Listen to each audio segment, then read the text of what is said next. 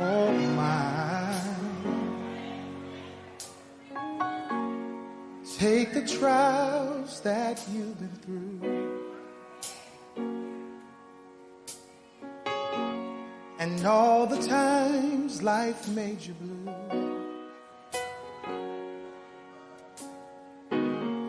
Search down deep within yourself.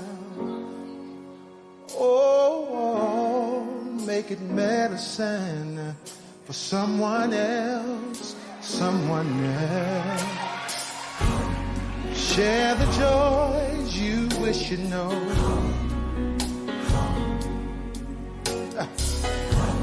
Hold on to the tears that you share.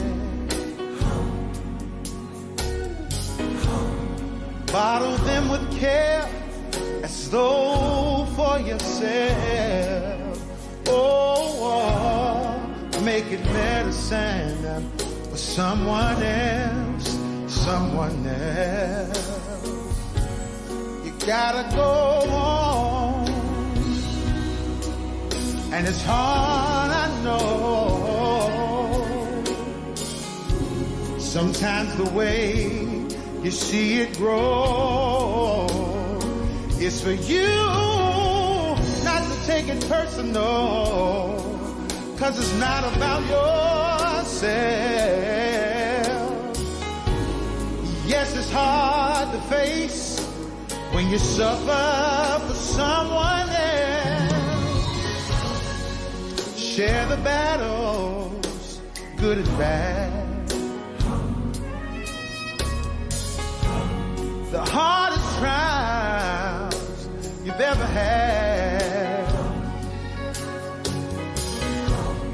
Take all the trophies, take them off the shelf.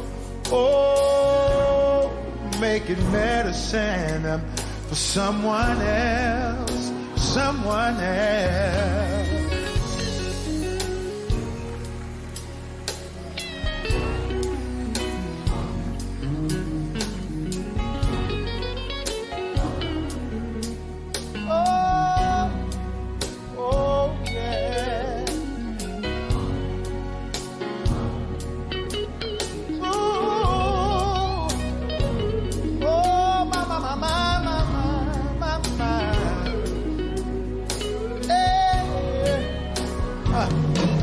You gotta go on, and it's hard, I know. Sometimes the way you see love grow is for you not to take it personal, 'cause it's not about yourself. Yes, it's hard when you suffer for someone else. Take all the trials you've been through, the hardest things you had to go through. Take all the trophies, take them off the shelf, yeah, yeah. Oh, make it medicine for someone else, someone else.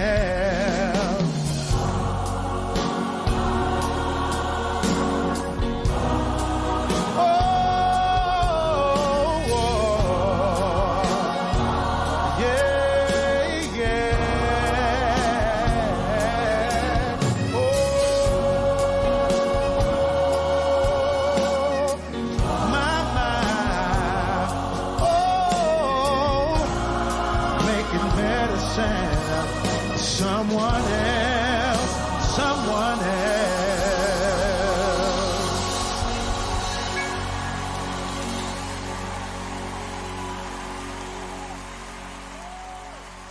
There's a place in the world can erase its fantasy. Take a ride in the sky on a ship, fantasize. All your dreams will come true right away.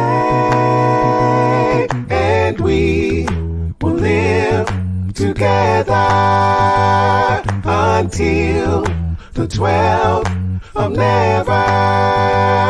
Our voice will ring forever as one.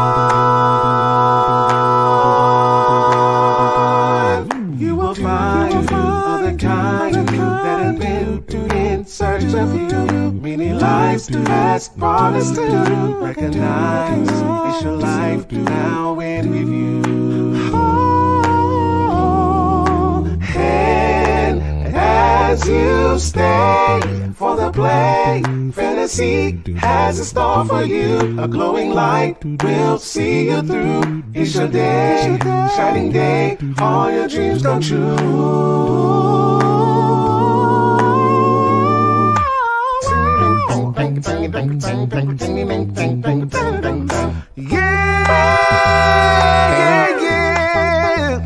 We'll wish upon a star. Dreams will take you very far. Yeah.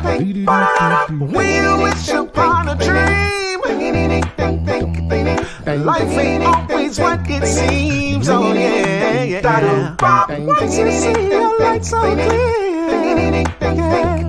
The sky so very. You're a shining star, no matter who you are, shining bright to see what you can truly be. Shining star for you to see what your life could truly be. Shining star for you to see what your life could truly be. When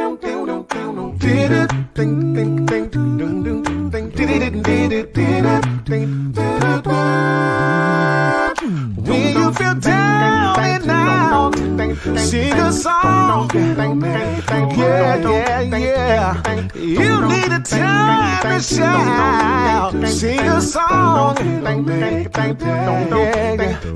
song. Sing a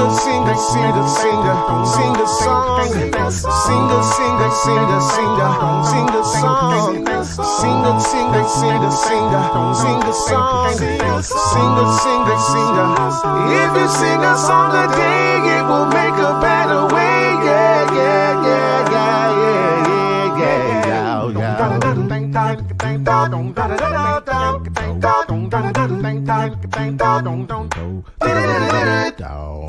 Boogie down.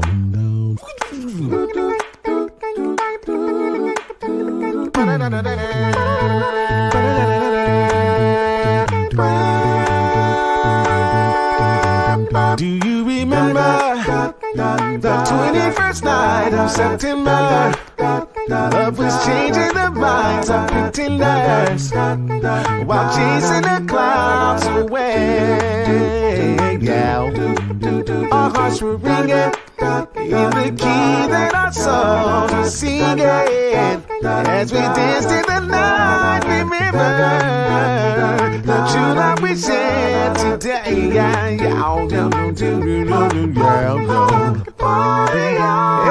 Say, do you remember? Party on. Oh yeah. Dancing in September.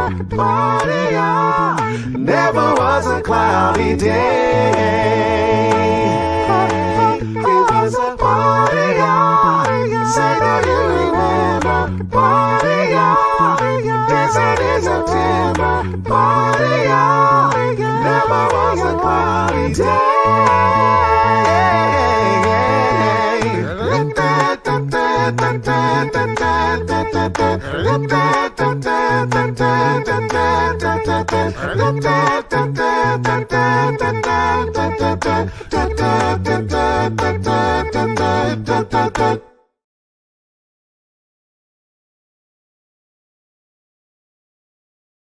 Sometimes you need to get knocked down before you can really figure out what your fight is and how you need to fight it. Sometimes you need to feel the pain and sting of defeat to activate the real passion and purpose that God predestined inside of you. God says in Jeremiah, I know the plans I have for you. Plans to prosper you and not to harm you. plans to give you hope and a future. Hear me well on this day when you have reached the hilltop and you are deciding on next jobs, next steps, careers, further education. You would rather find purpose than a job or a career.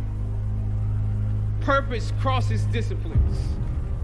Purpose is an essential element of you.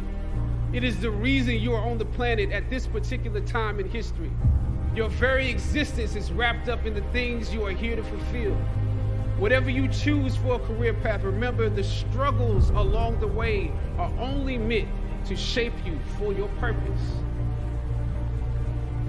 When God has something for you, it doesn't matter who stands against it. If it's meant for you, God will move someone that's holding you back away from a door and put someone there who will open it for you. I don't know what your future is, but if you're willing to take the harder way, the more complicated one, the one with more failures at first than successes, the one that has ultimately proven to have more meaning, more victory, more glory, then you will not regret it. Press on with pride and press on with purpose and appreciate what God has brought you through.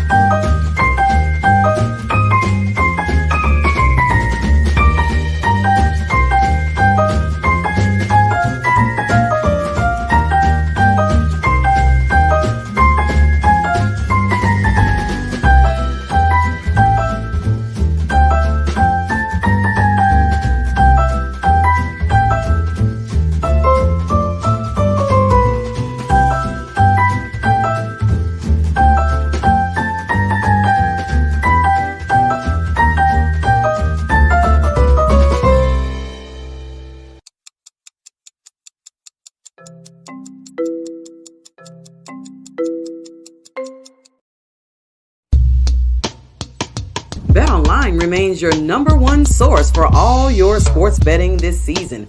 Everything from NFL playoffs to pro, college basketball, UFC, MMA, and more.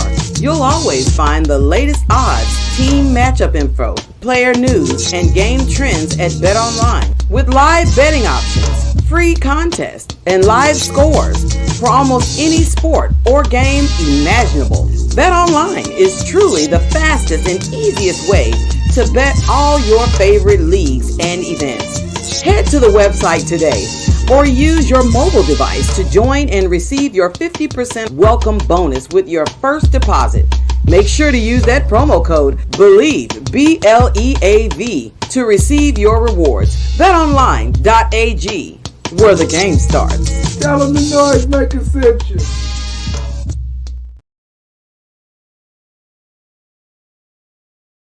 Popcorn World.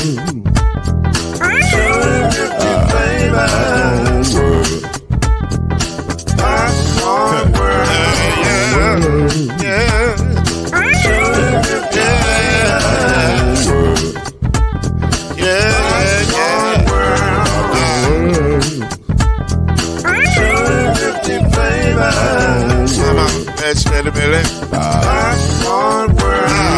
Can I make you move now? Yes, I can. So you can get this move in the back of a can. I can make it around the world with the holes in your hand. Popcorn World. 250 flavors gonna make you smile. 250 flavors gonna make you smile. 250 flavors gonna make you smile. I said popcorn make you smile. Ah.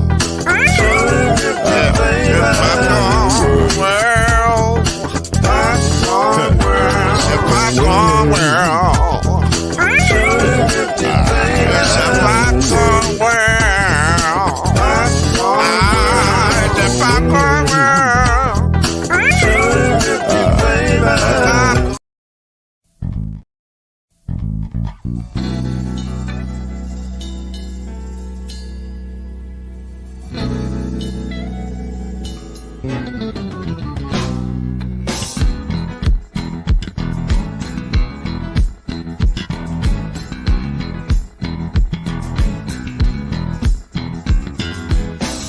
What's that saying?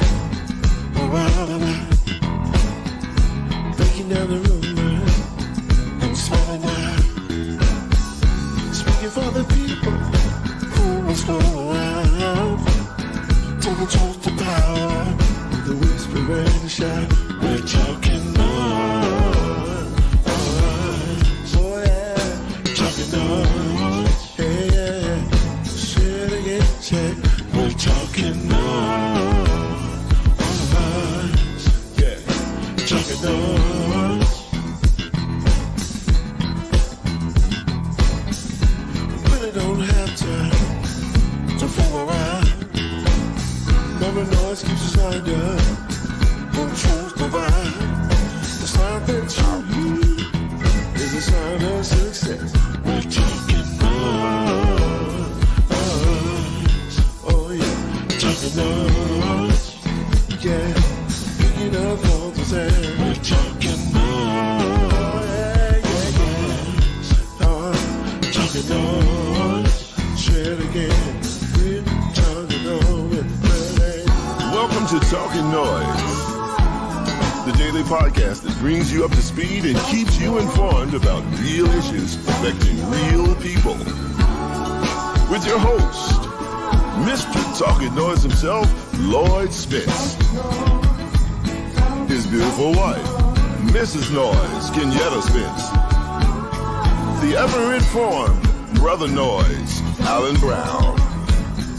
And yours cordially, Uncle Noise, Shake Anderson. Come on in and join us as we reveal and opine today's most pressing issues. Real truth while having real fun. Talkin NOIZ is in your house right now. So sit back and enjoy Talkin NOIZ.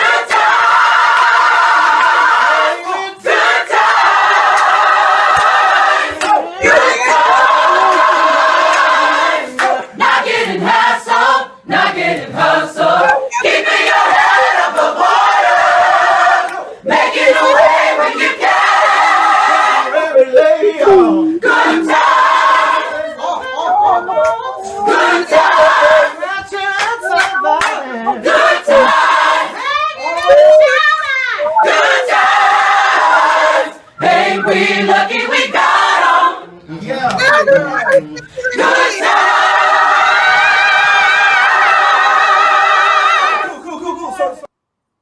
So glad to be here with y'all tonight. As I give y'all the finger, pause. Glad to see you. I'm not even going to delay the show. I'm not even going to delay it, not even 1 second. White guitar, give us some of that intro funk. Okay, white organist then. What is Talkin Noise Maker? I got my back back there. Alright, it's all good. Glad to be here with y'all tonight. I'm tying it up. I'm feeling good about my squad. I'm feeling good about this squad. I've heard people say things. I'm going to look. Hopefully I beat y'all tonight. But I don't know. I'm worried about it. He might be in a closet somewhere with a blanket over it. So for the rest of y'all, bring your Bible, bring your church, man, bring your time and envelope. Let's have a good time tonight here on Talkin NOIZ. So, amen.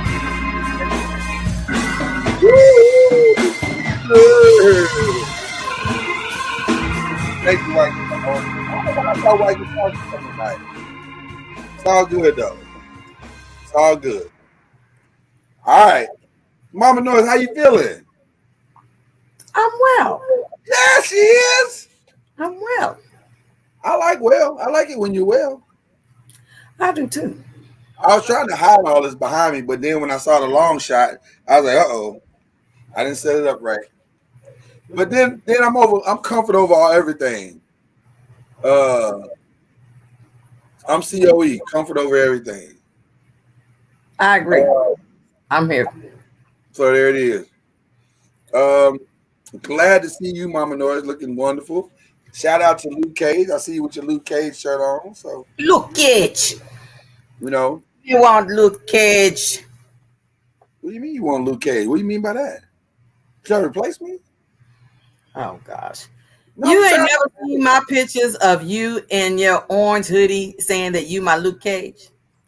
I'm your Luke Cage. Mm-hmm. I'm a big, strong, indestructible black man. Absolutely. Do I need to pull the receipts? Because I can't. You fixed that thing. Let me just tell you fixed that thing up. Because that thing was shaky for like 30 seconds. And he was like, I got this. I wasn't worried. You wasn't worried. Seemed like you had that ready to go. Like it was in the chamber. I wasn't worried because, you know. All right, then. Thank you, Dion.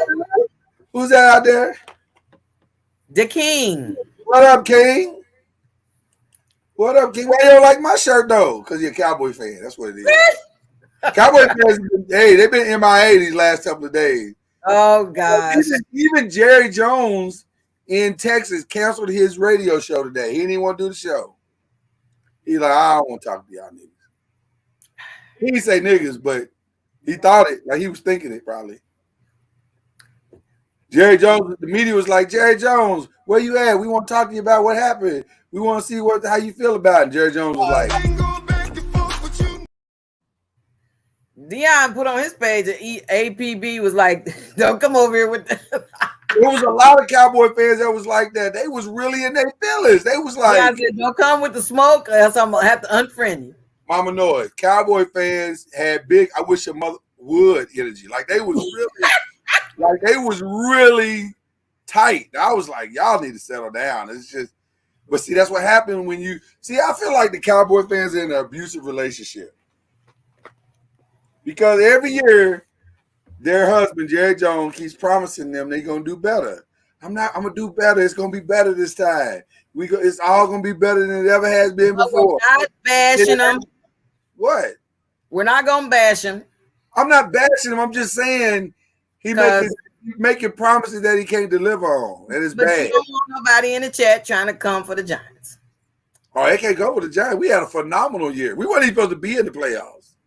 We had a phenomenal year, and they all know it. Okay.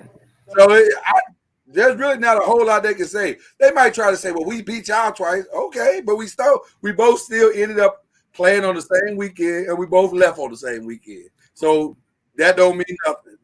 Okay. Well, who's going to be in the Super Bowl then? I don't know, Mama Noise. It's really tricky right now.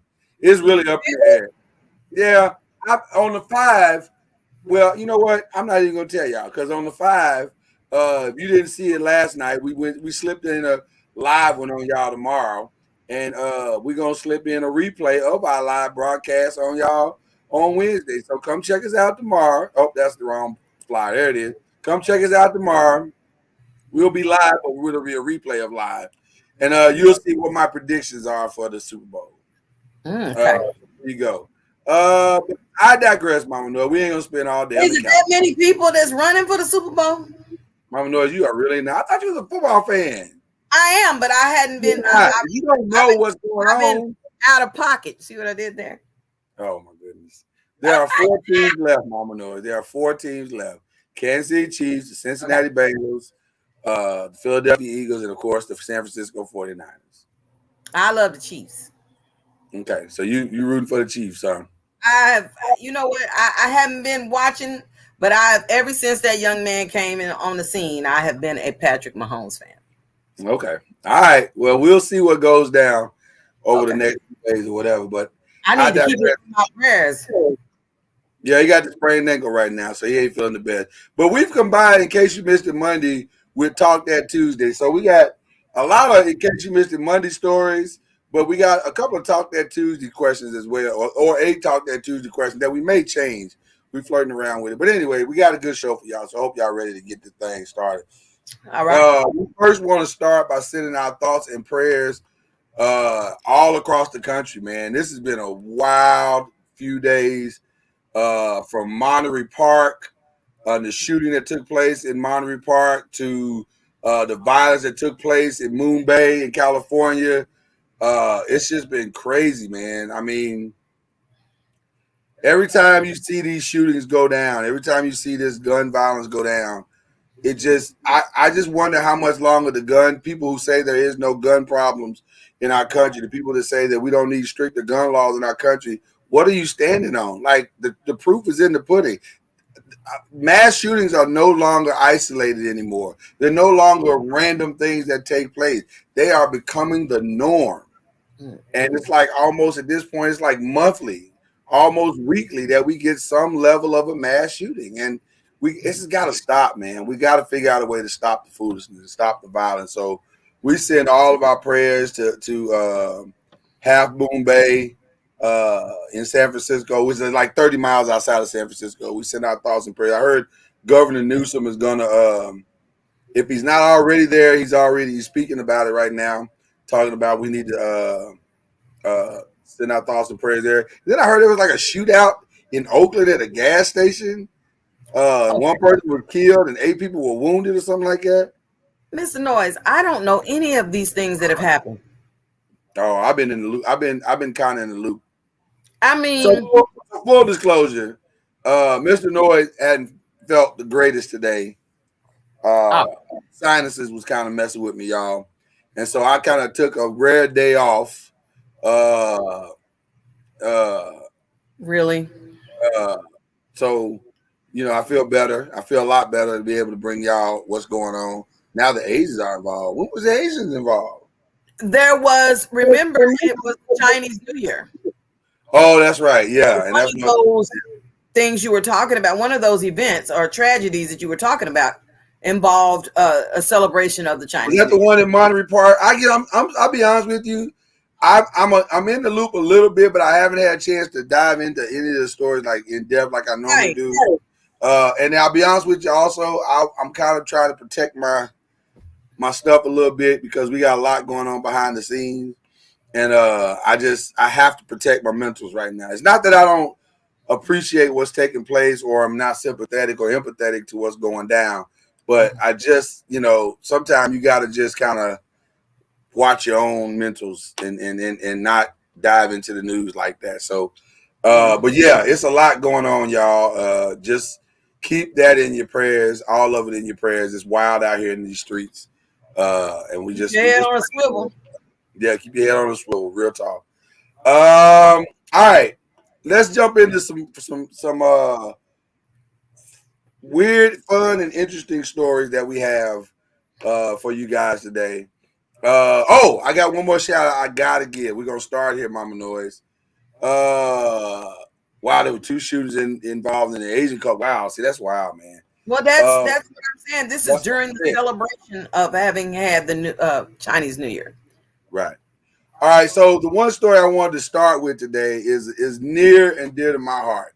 So most of you do not have any clue who Lloyd Morissette is. You have no idea who Lloyd Morissette is. You never even heard the name until probably 3 seconds ago. But everybody probably on this broadcast and everybody that's going back to watch this on the rewatch, you have heard of Lloyd Morissette's work. Why? Because Lloyd Morissette is the co-creator and founder of a little thing called Sesame Street. He is the guy that put it all together. He had a vision, and he said, hey, man, I think I'd like to create this thing. I got an idea. And as the legend of the story goes, he said he was sitting there watching his 3-year-old daughter watching TV and watching how TV was influencing her at 3 years old. And he had an idea. He said, man, maybe I could create something to where when my daughter watches TV, she could the TV and the characters on the TV could influence her. And then births Sesame Street and the Sesame Street Workshop. And Lloyd Morissette was responsible for that iconic TV show. He died at the age of 93 years old. Can you believe that? 93 years old.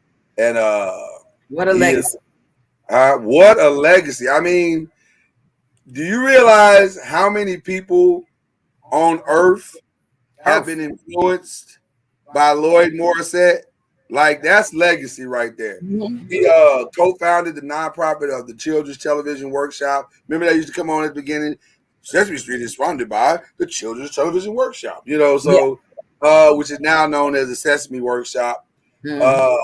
But he is he's the reason why there is a Sesame Street. There's no Sesame Street without Lloyd Morissette. The first episode came out November 10th, 1969.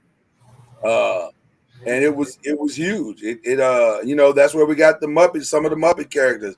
That's where we got Big Bird and Oscar the Grouch and Snuffleupagus and all that good stuff. I mean, it was he was a writer on the show from 69 to through 2010. So he still worked very closely with the brand for a long, long time. And then he took it on to the house after a while. But Sesame Street, I mean, I don't know if there is a more, I don't know, Mama Noise. There's definitely not a more iconic children's show than Sesame Street. Like, you could throw out some other names like what? I mean, you could throw out some other names like the Electric Company, but you could throw out some other names like Captain Kangaroo. We dating ourselves now, but Captain Kangaroo. You could throw out some of the new stuff like I don't know. Well, I don't even really know some of the new stuff. Blue's Clues. I guess Blue's Clues would be something birthed from Sesame Street. But see, go ahead. The reason why you're struggling is because the longevity. No, nothing. Listen, nothing has had the longevity, and nothing has had the staying power of Sesame Street. And we watched literally children and families grow up on Sesame Street. Like, remember when your boy married Maria and they got together, and then Gordon married one of the chicks on there, I think, and they got together. And then we saw some of the kids that were born on there, and then they grew up on the show. It was wild. Like, Sesame Street was like a real family thing. And they survived all of it. They survived the marriages and kids and a few little weird scandals that they got through. Sesame Street is, I would argue, there's nothing more iconic from a children's show perspective than Sesame Street. There's nothing more iconic. And I want to say that Sesame Street is the longest running show ever. It's got to be, right? I would agree with that. If it's not the longest running, it's got to be in the top 2 or 3. No, I think you're on point. Yeah, I mean, it can't be much that's been on as long or been had as many episodes as Sesame Street. Because remember, we got to remember at one time Sesame Street was on literally every day, 5 days a week. Absolutely. You know, so Man, it was appointment TV too, boy. When you was little, golly, Sesame Street was appointment TV. Like you was like, hey man, mama, please hurry up and get through these soap operas so I can watch Sesame Street, please. And then you just needed that hour in your life. You was like, oh, she finished. Thank God. Okay, so you can sit down and watch Sesame Street, and you just felt first it was Mr. Rogers, and then it was Sesame Street, and you was like, yes. I think you're right. Sesame Street has been running for so long, and some of the characters, I mean, some of the personalities, the adults there, started there as young people. Yeah. And you know, the only way they left the show is that they passed away. They didn't find a new job after that. They stayed there. Listen, I don't know if you can find a better, more stable job than Sesame Street. Like that thing is gonna be there forever. So I mean, that's just what it was. But I gotta ask you, Mama Noise, I'm just curious now. Who is your favorite Sesame Street character of all time? It's warmed up in here, so I think I can take my hat off. Let the dome show a little bit. Okay, there you go. Oh. Who is your favorite Sesame Street character of all time? I don't know. I thought you were going to ask me that question. Well, I wasn't, but then I was sitting there thinking, like, I wonder who my favorite is, because I really don't know who my favorite is. I mean, I love me some Cookie Monster. Cookie Monster's pretty dope. I love Cookie Monster. I love Oscar, the Grouch. Why do you love Oscar? Because you a Grouch? No, I'm just asking. I'm asking. No, because he just, you know what? He just tell you how it is. Oscar didn't care about your feelings. He speak his mind. He be like, "Look, first of all, y'all woke me up. I didn't come over. I don't come over where you at. I mean, it just means he goes left. I like him. And you know what? Oscar really was the first reality check that we ever had in the world. Because if you think about it, I need everybody to just think about this for a second. They let Oscar live in a trash can. They have let Oscar live in a trash can the entire time he lived on that block. Like, anybody offered to take him in. Anybody offered to give him a better life. Anybody said, yo, Oscar, man, you ain't got to live like this, bro. We can take you to rehab, get you cleaned up, get you out this trash can. You ain't got to live this existence. I ain't never heard one character, human or otherwise, say to Oscar, bro, we ain't got to live like this. Get up out this trash can. Let's see if we can find you a job and a better life, a better situation. He could have moved in with Ert and Bernie. They had plenty of room. Well, I'm just a peculiar person. I love Cookie Monster and Oscar, and I also love the Count. Right, Anthony Bruce. Anthony Bruce said the Count. He's a Count fan. Okay. I love the Count because everything was. He said, "Oh, look," and then he starts to count each time. One. I mean, as kids, man, you look forward to each little segment throughout the whole show, and it was exciting to find out what was the number of the day, what was the letter of the day. That number of the day was rocket. 1, 2, 3, 4, 5, 6, 7, 8, 9, 10, 11, 12. That was my song. I love that. Listen. I think my favorite character.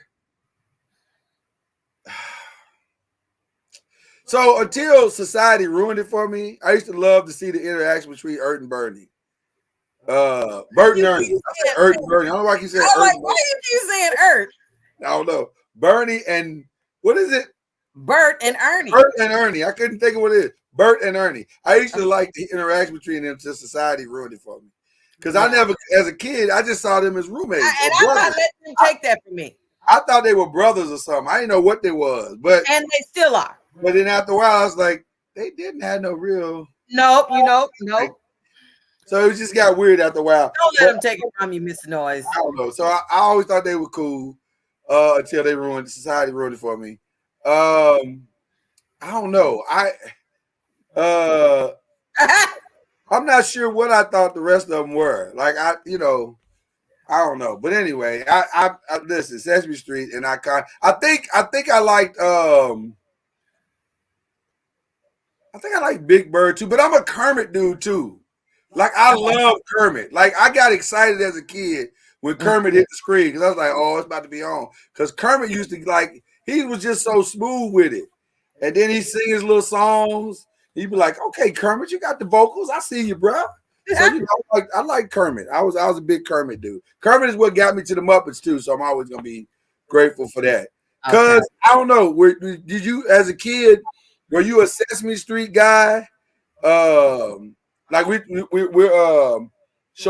paying homage to the late great Lloyd Morissette, who died in '93, but he was obviously the founder of Sesame Street. He created Sesame Street, co-founded it or whatever.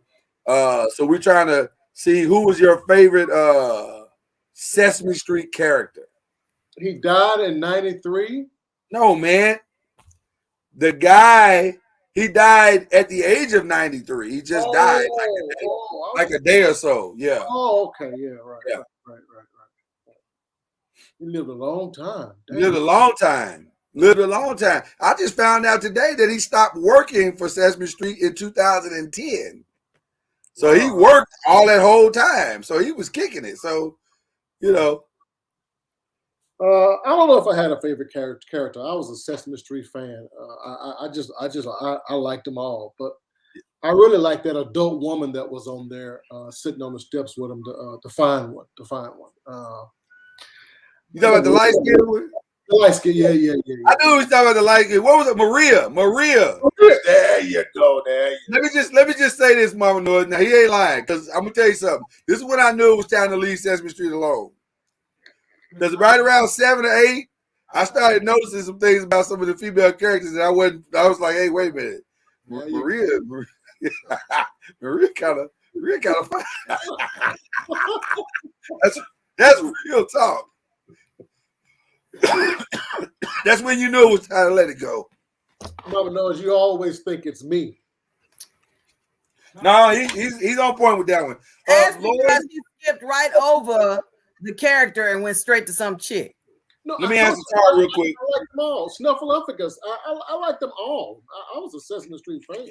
Let me answer Tara real quick. Lloyd Morissette, who was the creator and co-founder of Sesame Street, has passed. So we're paying homage. I like Snuffleupagus too, but you know, some of that whining used to get on my nerves. Yeah. Stop all that whining. Yeah. Okay, bro. It's so hard. Get on the treadmill and stop all that whining, bro. Like, what you doing? Shut the hell up sometimes. Right. Like, it was just annoying after a while. So. That's why I said that Oscar the Grouch was gangster, because he would just tell you straight up. First of all, you knocked on my garbage can lid. I don't even know why y'all over here in the first place. Now, let me ask you a question, and I know a few other people just popped in, so I'm going to ask you the same thing I asked Mama Noise, because to me, Oscar's character was the first display of the separatism of society, because I never saw an episode where anybody on that show went to Oscar and said, hey, bro, you ain't got to live like this. Like you can move in, like Maria and your boy, they never offered to take Oscar in and give him a better life or a better opportunity. Even Mr. Hooper, he didn't even offer that nigga a job. It was just like, you know what they would do? They would come throw their trash in the can and just kept on dumping trash on his ass. So it's like nobody ever helped Oscar in any way, form, or fashion. That's true. I said, that's cold-blooded, man. They don't even help that brother. He just gonna live in a trash can all his day, and everybody's okay with it. We've made peace with it. I think that was an important lesson because it included all. We might not know any trash can livers, but we knew some people whose houses looked like trash cans. I mean, I'm just saying. Touche. So therefore, it was inclusive. He was a part of the community, even though he didn't have anything but a trash can. Maybe they were trying to tell us early, like there's just some people you ain't gonna never be able to help. You can't help them. You can't help them. You'll never be able to help them ever. No, I agree with that. Okay, but wouldn't you be grouchy too, Tar, if you live in a trash can and people are dumping trash on you every day?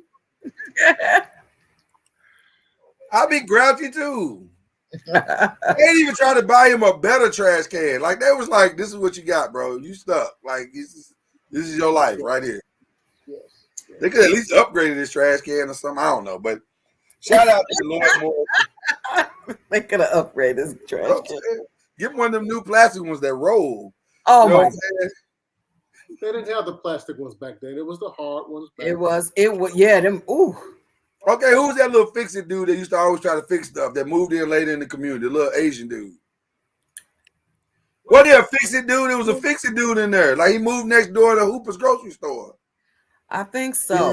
Yeah. I think it was. He could have fixed him. He could have put some wheels on the back of his trash can and a motor, try to help him out.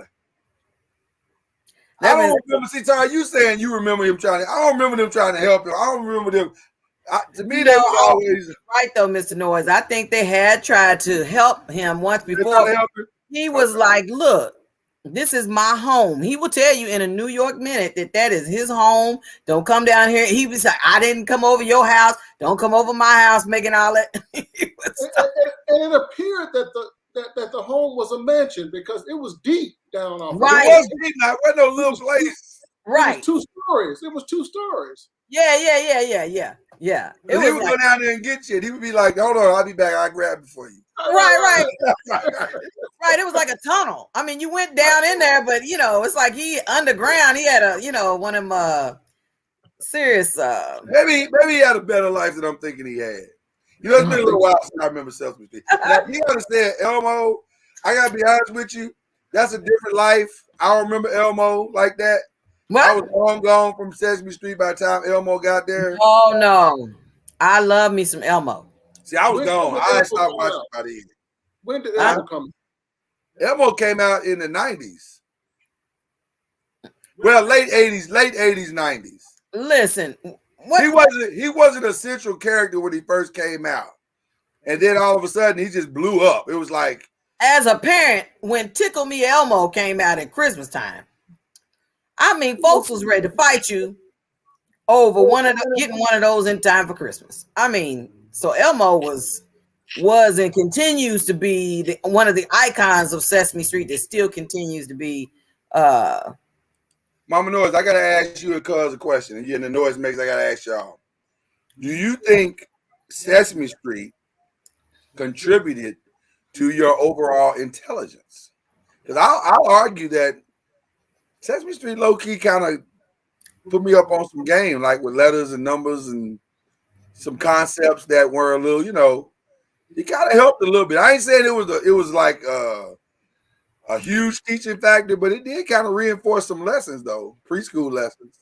Well, for me, what I learned over time is I didn't know in the beginning, but I reflect back now as a parent, thinking about some of the things my mom, when I was struggling with different subjects and stuff in school, she would use music to motivate me and inspire me to help me to learn different things. And one thing for sure is Sesame Street was all about music and rhyming, trying to help you to to help you learn the different things. I don't know which one came first, but I think that's what made Schoolhouse Rock so popular.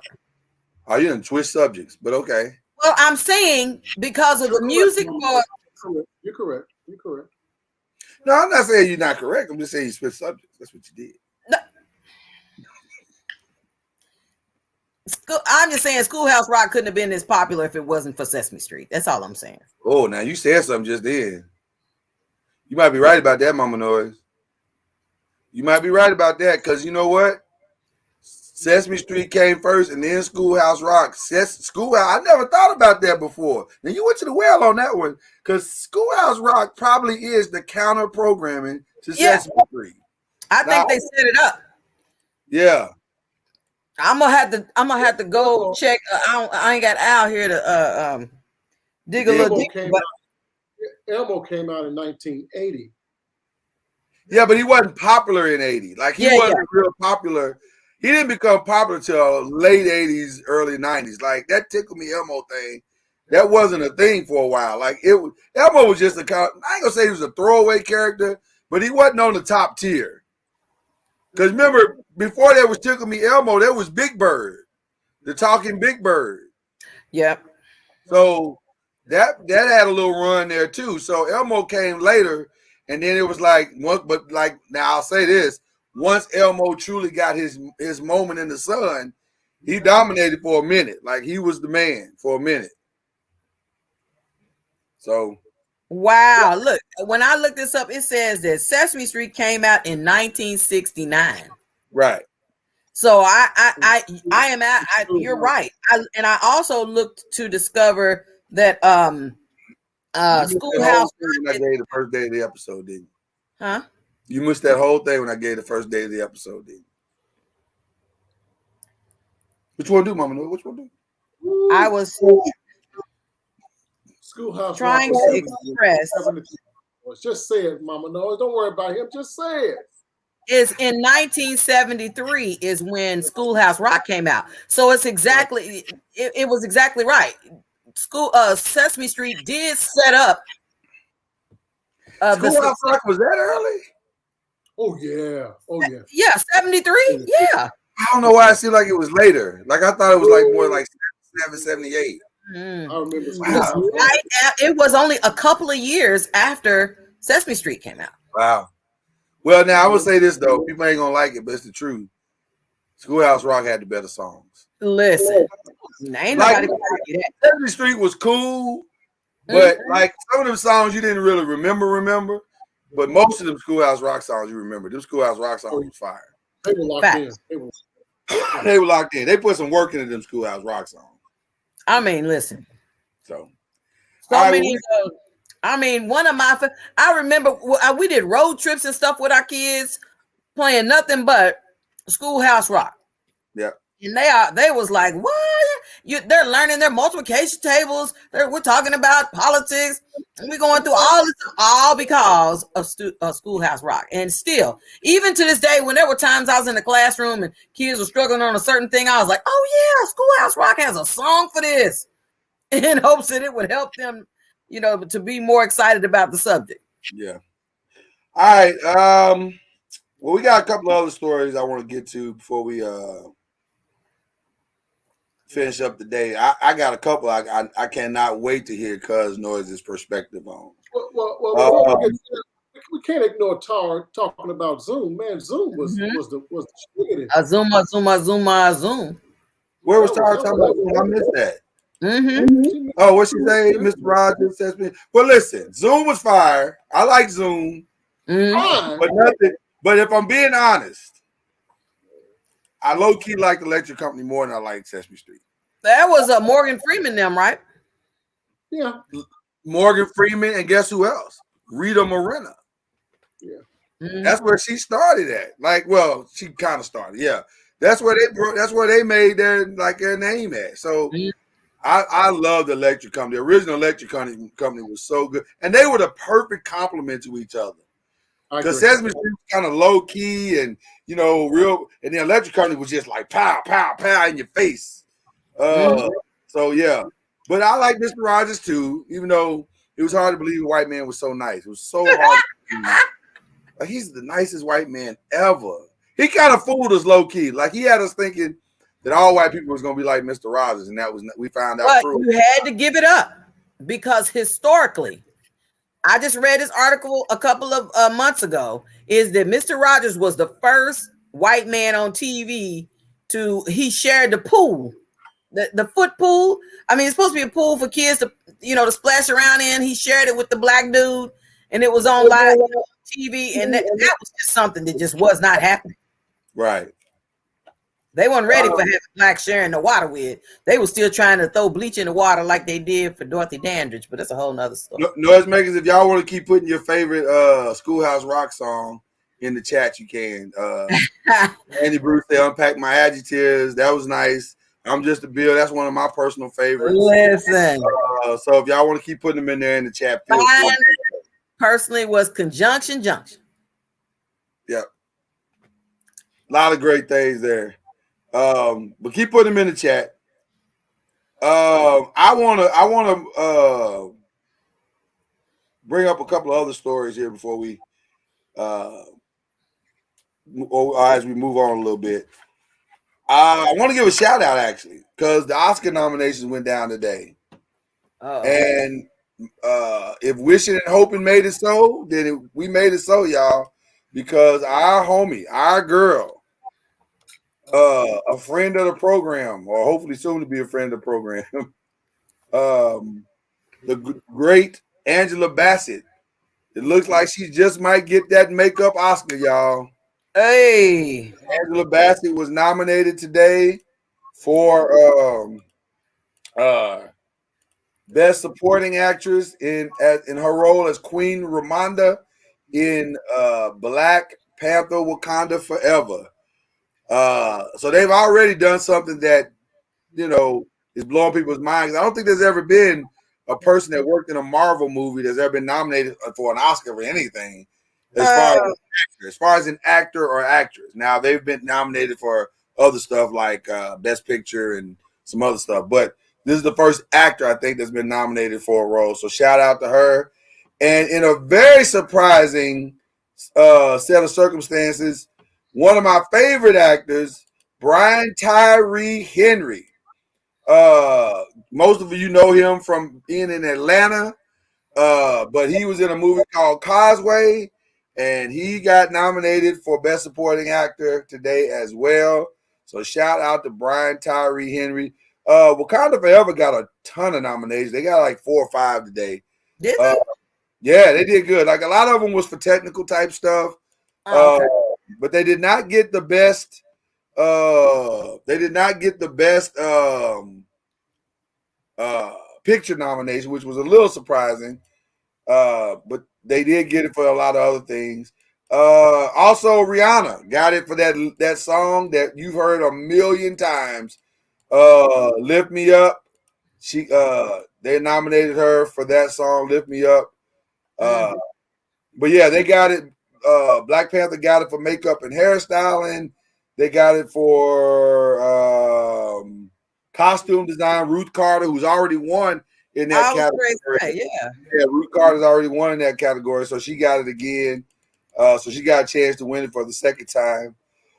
And it's also got it for best visual effects. So listen. So we're trying to keep it black a little bit here, just to let y'all know what happened. But there were some surprises, y'all. No nominations for Viola Davis with The Woman King. No nominations for Whoopi Goldberg's movie Till. And Whoopi Goldberg sits on the doggone board. I ain't even heard black people talk about Till. It's just been too traumatic. I don't hear anybody saying y'all need to go out and see that. I'm gonna watch it at some point. Have you seen it, cuz? What did you think about it? Did you like it? I loved it. It was a great movie. Absolutely great. What the hell y'all was waiting that on? Incident happened in Mississippi? What the hell y'all waiting on somebody else to tell y'all what to see and I'm not waiting on nobody to tell me nothing, nigga. I'm saying I just ain't seen it. Go watch the damn movie. Too much is about hype. Go watch the damn movie. But it's not about the hype for me. I guess I'm just movies like that are so emotional and make you angry. You want to cuss somebody out. You're trying to keep the few white friends you still got. Just like so white folks run from it because they feel guilty. Black folks run from it because we feel we ain't over the trauma. But we need to watch it. You're right. We need to watch it. All right, I'm gonna try to watch it Saturday since ain't no football. What? I might as well watch it Saturday. Mama Noise is happy. She got Elvis nominated. How you like Elvis? No, I said I liked the movie. And that guy, he listen. He in so many words, he practically became that man. There are certain movies that you see where somebody is trying to become that person to show you what their life was like, blah, blah, blah. That dude, he became that dude. All right. And I ain't even seen a whole lot of Elvis, but listen. You think you got a good shot to win, Mama Noise? Because, you know, Brendan Fraser been out here campaigning. I think I drove by downtown Pine Bluff the other day and saw Brendan Fraser. Like, he been campaigning so hard. That brother. Well, now that Lisa Marie has died, he's going. He probably the Elvis dude might win because of that. You think that's the only reason? I mean, it's a strong possibility, Mama Noise. Listen to me. You know, they're gonna be like, "Oh, we got to do it for Lisa Marie." Yeah, he gonna win. Brendan might be in trouble. The only thing that can save him now is if he come out with, vote for Brendan Fraser and rest in peace Lisa Marie t-shirts. But can I just say something? Let me just tell you. First of all, I'm not throwing shade on the Oscars. There you are. However, what the every category? Ain't nobody heard of these. Y'all don't advertise none of these. Where are they coming from? All of them ain't international. And I'm sitting there saying, well, we should all get a movie to put out. Somebody should give us to finance all our movies. When you got a movie about this, a movie about that, a movie documentary about this, documentary. I ain't seen none of those things at movie theaters or nothing. I'm saying somebody got money to burn. Well, listen, Mama Noise. Being that our world is changing, I understand what you're saying, and I will reserve judgment until the deal and the ink on the deal is closed. Whoa. All right. No, I understand what Mama Noise is saying. It is strange that a lot of movies you've never heard of become, they get praised and Oscar worthy and all that type of stuff. And I don't know if that's a bad or a good thing. I mean, because I remember y'all remember back in the day there was a movie called the Shape of Water, I think is what it was called. Yeah, it was all over. Everybody was talking about how great it was. And so when Oscar season came around, I was like, man, I'm gonna see this movie because everybody's talking about how good it is. And I just thought it was weird because it was like about an alien man or alien, not an alien creature, but it was like a sea /alien creature that fell in love with a white woman, and they had this deep, unquenchable, unbreakable bond. And I was like, this is just weird. Like, what kind of creepy fantasy, So I don't know. From that moment on, I've been kind of leery of calling movies great because, like, what makes it so great? Like, I don't know. I don't know. But anyway, because do you watch any other? Do you go back and watch any of the things they suggest is good, or you don't care? I think I've gone back to take a look at a winning movie. I think a few times I have when I wanted to find something to watch. But yeah. Probably. I'll probably do the same thing with this. Like, I'll go back and watch a few of them and go, well, what made this so great? Like, everybody's talking about that Spielberg movie, The Fabelmans. I'll probably watch that just to see what it's about. But, I don't know. And you're right, Tar. It is about the actors and people that really work in Hollywood. It's really their night. It's really their night, and they're letting us watch it. It ain't really our night. Yeah. If we're being honest, it ain't our night. It's their night. It's everybody who's in the industry. It's their night to celebrate what they do. And so, maybe we need to all stop complaining because it ain't our night. It's their night.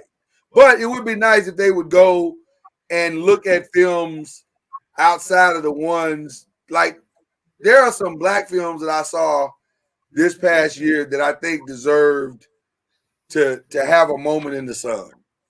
And so it would be nice to see more opportunities for those at the top of the food chain. But anyway, shout out to Oscars giving out their nominations and the two that we named today. Speaking of movies, real quick, and then we're gonna get to the more controversial stuff today. Well, this is actually kind of controversial itself. Sundance Film Festival is going on right now in Salt Lake City, Utah. And the writer, and I forget her name, and I guess I can do a quick search real quick. Who wrote? The writer of the movie one of the writers of the movie Girl Trip. Her name is Tracy Oliver. She announced that that the Girls Trip 2 sequel is indeed going to happen, and they're going to start shooting in Ghana. And so all of the women are expected to be back. Now, that's newsworthy because a lot of people, when they made the announcement yesterday that all of the women were going to be back, were like, how y'all going to bring back pedophile ass Tiffany Haddish? And Tiffany's still trying to recover. What did you call her? Well, not what I called her as much as what Black Twitter called her. They were like, "Why? How you gonna bring back pedophile ass Tiffany Haddish?" Like they were really saying, you know, y'all know what she did with them little kids and this, that, and the other. Which, by the way, that's not true. It was never true. In fact, the kids even came out and said, who are now adults, have come out and said it's not quite what it appeared to be, and they tried to clean it up. But nobody heard the apology as loud as they heard the accusation. And so Tiffany lost a lot of endorsement. I never heard the accusation. Oh, man, the accusation was bad because her and comedian Eric Spears, remember we talked about it on the show, her and comedian Eric Spears put out those 2 videos years ago it was kind of creepy little videos about, you know, a creepy uncle who was sleeping with the kids, and it was just a weird video. They were not fun. They were meant to be comedy videos. They weren't funny at all. And they resurfaced it recently. And some people call what they did when they resurfaced an extortion attempt on Aries and Tiffany. But what more than the extortion thing, it killed her. It almost killed her career. Because like a lot of companies, a lot of movies that she had coming up, they all backed out. And she said, I lost everything. So now she's having to try to rebuild her career again from scratch. And it's been tough. It's been very, very tough. So when they heard the announcement,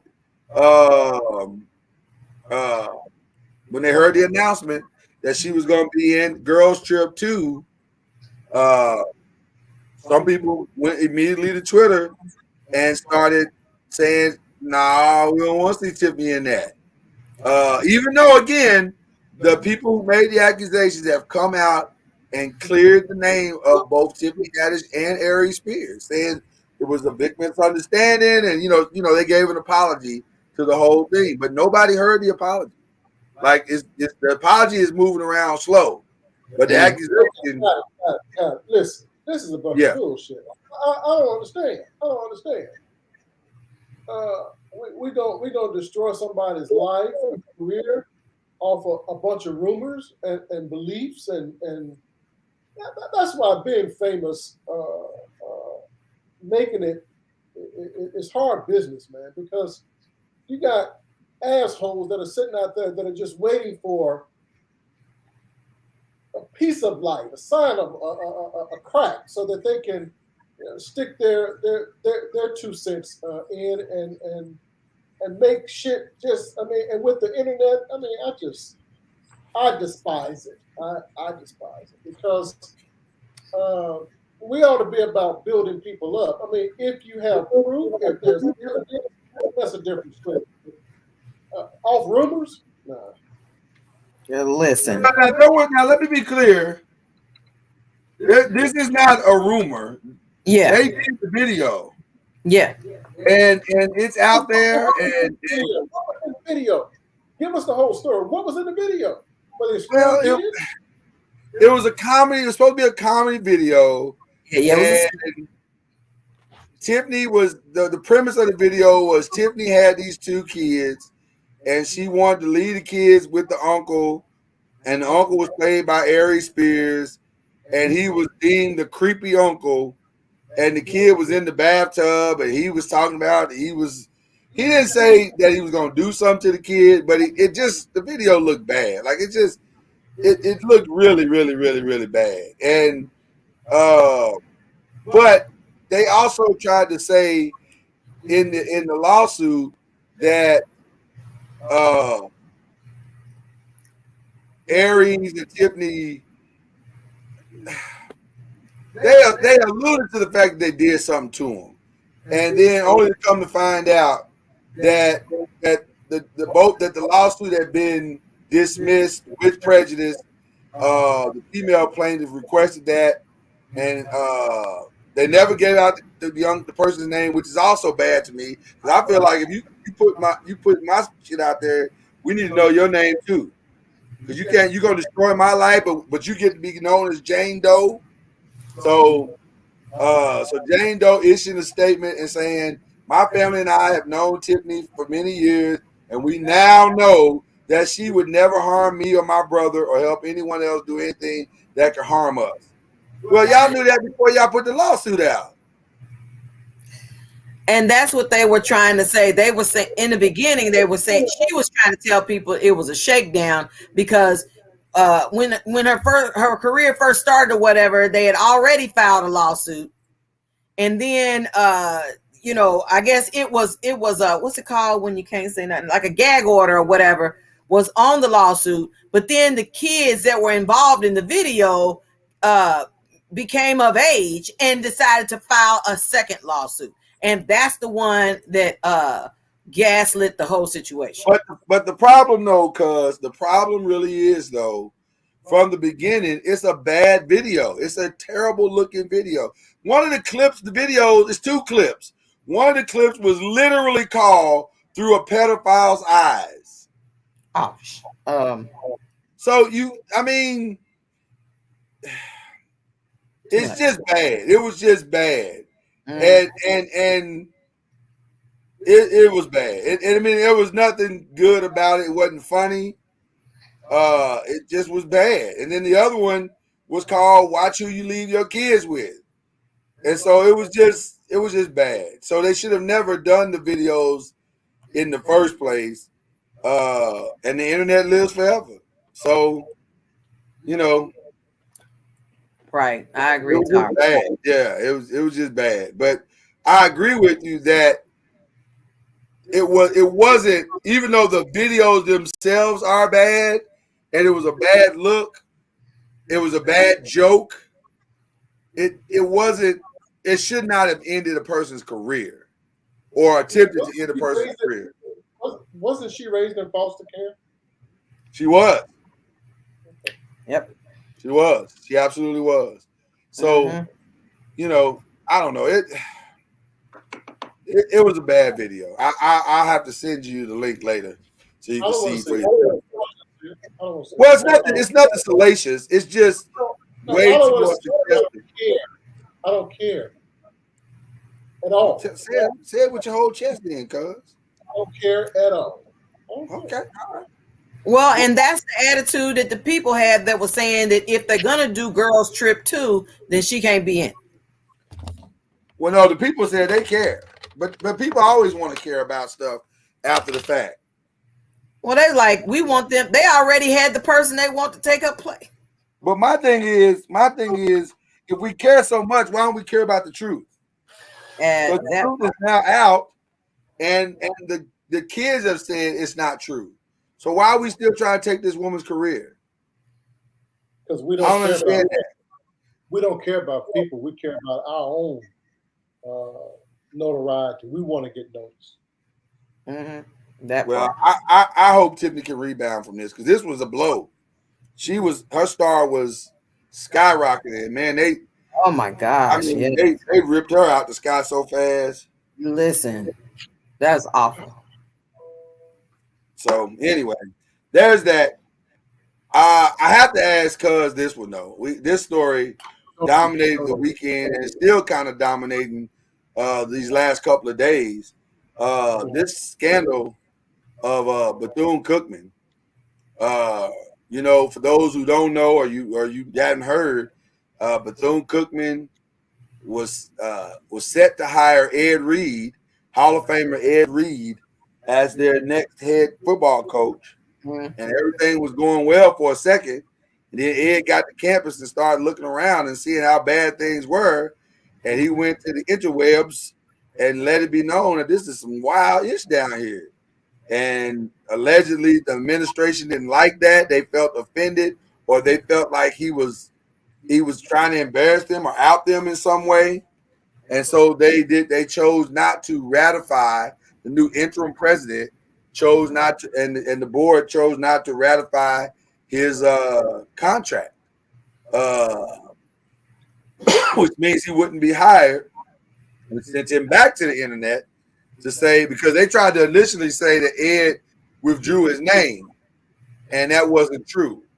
Well, since that controversy happened on Saturday, the students of Bethune-Cookman are outraged, the football team as well as the student body, saying Ed is right, and they don't care about us here, and they've been posting pictures of mold on the walls and all throughout the dormitories, and bacteria all over the place, and just rats and roaches and all kinds of stuff. Oh, Lord, help us.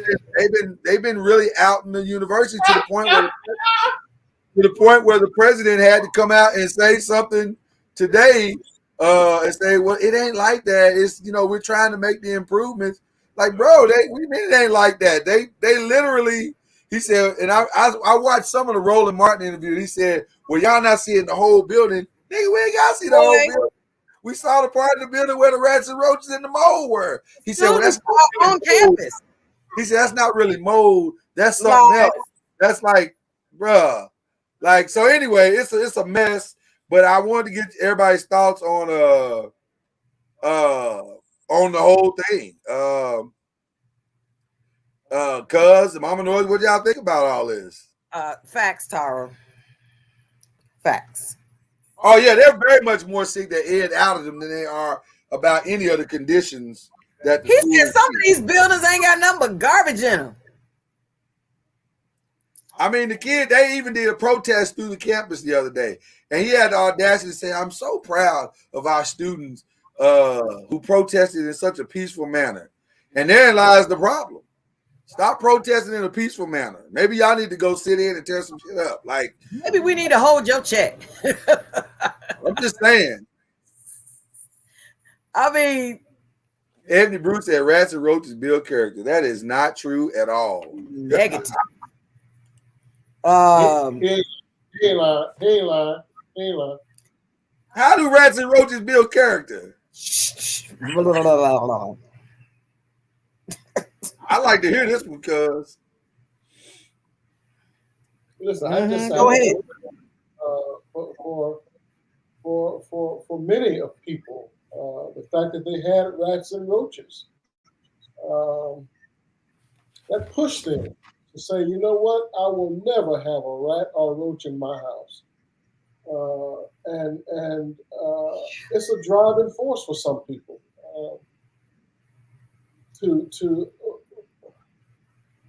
I mean, I have family members right now that still remember when they was kids, when I used to go over to their house and they used to name the rats and get mad if you tried to kill the roaches. They say the rats and roaches was here before you was. You can leave, but the rats and roaches still gonna be here because they had so many. But the reality is, they take pride in the fact that their homes now don't have rats and roaches. So I mean, it does. It pushes something. I don't know if you build character. You can't help. You can't help where you're from. You didn't choose your parents. You didn't choose that living situation. All you can do is, as a person, make sure that you don't live that life. And that's just the truth. What they're trying to show us here. Well, now that just might be somebody just don't know how to organize their ish. Like, I don't know if I can blame the school on that one, but oh Lord, look at this. Is that the ceiling falling? That's the ceiling currently, I guess. Yeah. Oh Lord, help them. Yeah. Well, listen. You know what? They got these kids down there like they're the Israelites. They done been hollering out to the Lord, asking. That's funny. Carl said, y'all hate these streets today of building. I'm just saying, Bethune-Cookman should be ashamed of themselves. But, you know, he said he put $250,000 into the school. So That ain't gonna get swallowed up if ain't nobody, they ain't sending. Where are the repairmen? Where is the people coming to spray the building for mold? Where is pest control? I don't know. Mama Noise. They can't pay for pest control. Then we was up there fussing at Dion about down at Jackson State. He said, man, even them getting their checks on time. Why was the office that handles finances? Why was the checks that belong to the students coming from the federal government coming so slow? Other places ain't got no problems with the money coming through there, getting to the student that it's supposed to be for. It's same situation down in Bethune-Cookman. And to Tara's point, do you know how much it costs to be an undergrad at Bethune-Cookman? You know that's a private university. $14,794. Ain't that what you said the other day, Mr. Noise? Follow the money. Follow money. Listen, cuz are we ignoring the conversation that we don't want to have? That some of this is kind of, some of our HBCUs are on some shady-ish. You know, I don't. Once again,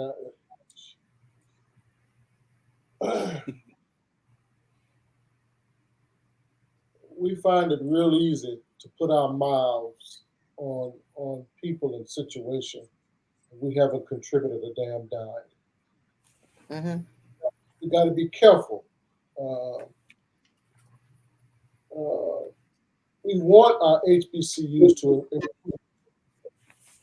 And to do that, a Deion Sanders or a Reed has to come in and maybe expose some of that. But does it really need to be exposed the way it is now with Bethune-Cookman? Does it really need to be? Because we've known the plight of the HBCU and the Black community all of our lives. This ain't nothing new. But see, that's where I would disagree. I'm talking to Mama Noise. When the news broke, Mama Noise was hot at Ed Reed. And I said, but you don't know the whole story. You're not understanding. And once I finally explained it and she saw Ed explain it, she's like, I didn't know. I don't know if everybody knows what has really traditionally gone on at some of these But there's a way to do that. You can't come in as hot and as heavy. Listen, he didn't even have a contract and he was already coming in hot and heavy. It's like Donald Trump came on the scene for white people, for white Republicans. And now every Republican that's white wants to be a Donald Trump. And everybody can't do it quite the way Donald Trump did it. Same with Deion Sanders. Deion Sanders exposed some things at Jackson State. And HBCUs in general also. But now you coming on and you want to try to do the exact same thing. Well, you just lost the job because you did it the wrong way. There's a way. We have to learn to be decent and in order in all of our dealings with one another. We got to learn to start respecting ourselves and respecting one another more in our dealings with one another. Now, I'll say this. I understand what you're saying. Versus going out there cussing the way he was cussing and talking the way he was talking. I got you. I got you. Now let me say something different to what you just said. I'm gonna say the same thing, but I'm gonna say it different what you said. I agree with that if this is a misunderstanding. If this is a misunderstanding and Ed just got it wrong and he's not talking to the right people or he didn't interpret it quite the right way, I completely agree with everything you said. Ed, go talk to the source. Don't be out here bashing these good folk who have been doing it longer than you've been doing it and trying it longer than you've been trying it. Don't do that. But that's not what this feels like. This feels like us trying to cover up an abusive relationship. Again. And the truth of the matter is, it's been abusive for quite some time. You know, black people got a habit of not telling what Uncle Charles is like for real, because we don't want to embarrass the family. But it's already an embarrassment to the family, because the 5 girls that Uncle Charles has raped in the family, they all are traumatized for life. So do we just keep letting Uncle Charles do what he gonna do, or do we finally expose loudly so that Uncle Charles is scared to do it ever again, and he's exposed to what he really is? I don't know how that moral argument equates to a financial argument. Because let's call it what it is. Let's call it what it is. Some of these private institutions have been raping these schools financially for years. Some of these administrators, some of these chancellors, some of these presidents, some of these executives, some of these board members have been raping these schools for years. Okay. But it's a conversation that we don't like having in the black community. Do you know that that's the case? No, I absolutely know that that's the case. You know that that's the case at Bethune-Cookman? Now, if you want to do that, we can do that too. We can do that too. If you want to say, okay, but can you call names? Okay. But you and I both know there's no way Bethune-Cookman should look the way that it did 40 years ago, the same way it looks today. But that what you just said is the reason why we'll never be able to have the conversation. You also know, well, you can say whatever you want, so I don't give a shit. But you also know that HBCUs, their endowment is extremely low because they don't have nearly the graduates that leave giving back to the university. So the universities go there. I think you mentioned Bethune-Cookman's annual cost, tuition, was $14,000. Mm. Those that graduate, and we know that the graduation rate at Bethune-Cookman is probably down around 20, 30, right. Extremely low. And of those that are actually graduating, how many of those are giving back? So they're operating on a shoot. What? I say something confusing, Mama Noise? I guess the part that confuses me is because first thing when I heard what you were saying, I thought about Howard University, and then I'm thinking, wow, everybody knows Howard. Howard is HBCU. Then the media showed our children. I'm gonna put it like that. Our children that wanted to go to this high tuition black HBCU college, they want to put their footprint in there and say, I'm attending a HBCU. I want to go there and get my degree. And they go there and they don't, the housing is so bad that they decide to protest and get in tents outdoors because of the horrible living conditions on campus. And then may I say, just today I was reading in the news that Howard University just received $90 million military research a gift to do research. And I'm saying, I know these can't be the first people that said, let me give 50 million, 10 million, however many million to the school for a specific reason. Where is the money? Why ain't they building new buildings? Why they keep on putting these kids in these mildew infested places and stuff to start messing with their respiratory system? And then when they start suing the school, saying that they didn't have respiratory problems until they start going to school, they're staying in these bad conditions. Then it's, why they trying to attack the HBCU? We need to stop protecting them and expose what the problem is so we can heal. As long as we keep on what goes on in this house, stays in this house, then it's never going to change. The kids are always going to keep going to the PWIs because they ain't got to worry about pest control. They ain't got to worry about rats and roaches and mice and all of that type of stuff. It is ridiculous. It is ridiculous. I want to address what Cuz just said too, Mama Noise, though, because he's not wrong. They are grossly underfunded. They are. The other side of that is no one wants to give money to a place where they don't know where it's going. One of the reasons why they gave to Dion is because they knew where Dion was going to put that money. They knew they were going to see that money in action. Ed Reed took the job, and it is reported that several celebrities, including Shaquille O'Neal and some other athletes, have already said, we had it all lined up and ready to go. We were going to turn Bethune-Cookman's program completely around. And Dion would have got more of that money if he would have committed longer term. If he right, 100%. So that's a whole other separate thing. We've talked about that. It's a whole other separate thing. But my point is the fact that it takes a Dion or it takes an Ed Reed to make people with money, black people with money, want to give is a very telling statement, cuz.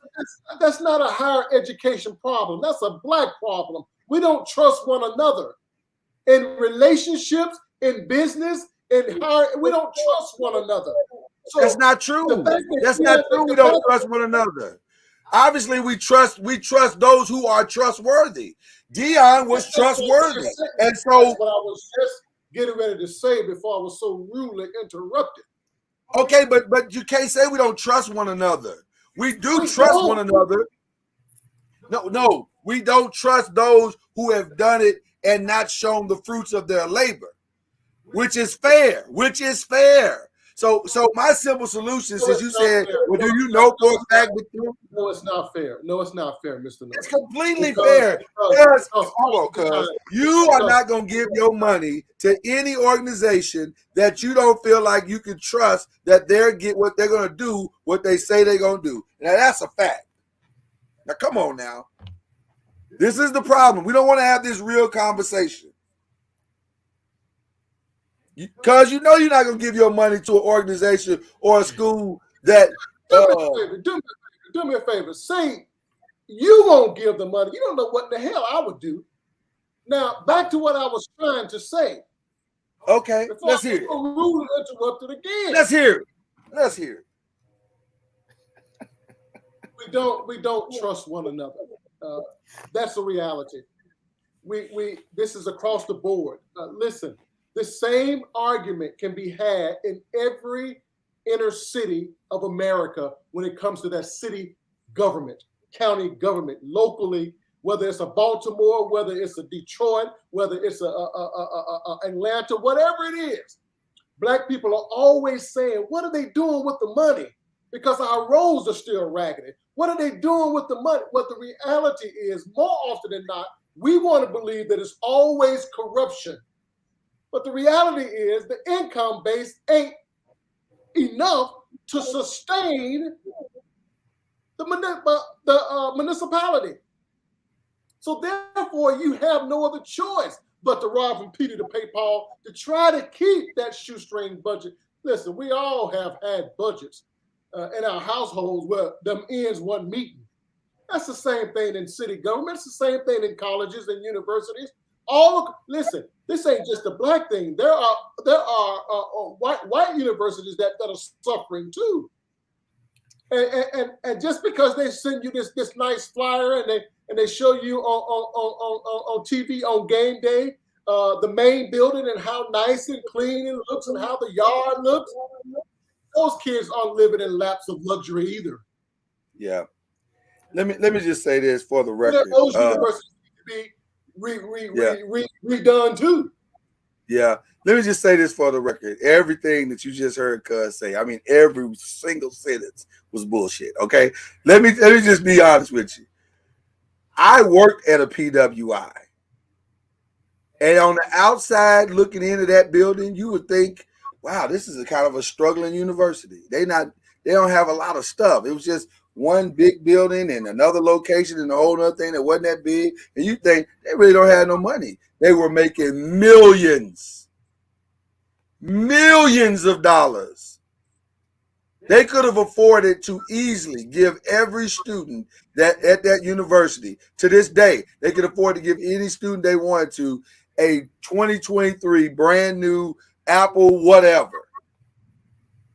That's how much money they make and still not be stressed. They had money in the coffers to do whatever they wanted to do. They chose to feed the administration's budgets or monies. And they show, and I know this not from what I think, but what I saw. And some of our HBCUs are no different. And I like what Tara said because she's speaking the gospel. Some of these PWIs are out here crooked as them fingers on Whoopi Goldberg's hands. When she was on Color Purple, Mama knows that's what I'm talking about. And if they had gotten caught, they would have to go to jail. But we don't want to catch our people because they're our people. So we are protecting them, cuz we are. We're not calling attention to what's real. There is no way. Let me tell you something, cuz you've been to Morehouse, haven't you? Yes. You've been to Atlanta, you've been to Morehouse. Is it a wonderfully nice place with brand new everything and this, that, and the other? Or is it a mixture of the two? Like most universities, it's a mixture of the two. Right. Now, that's amazing to me considering Dr. Cosby himself has given almost $250 million.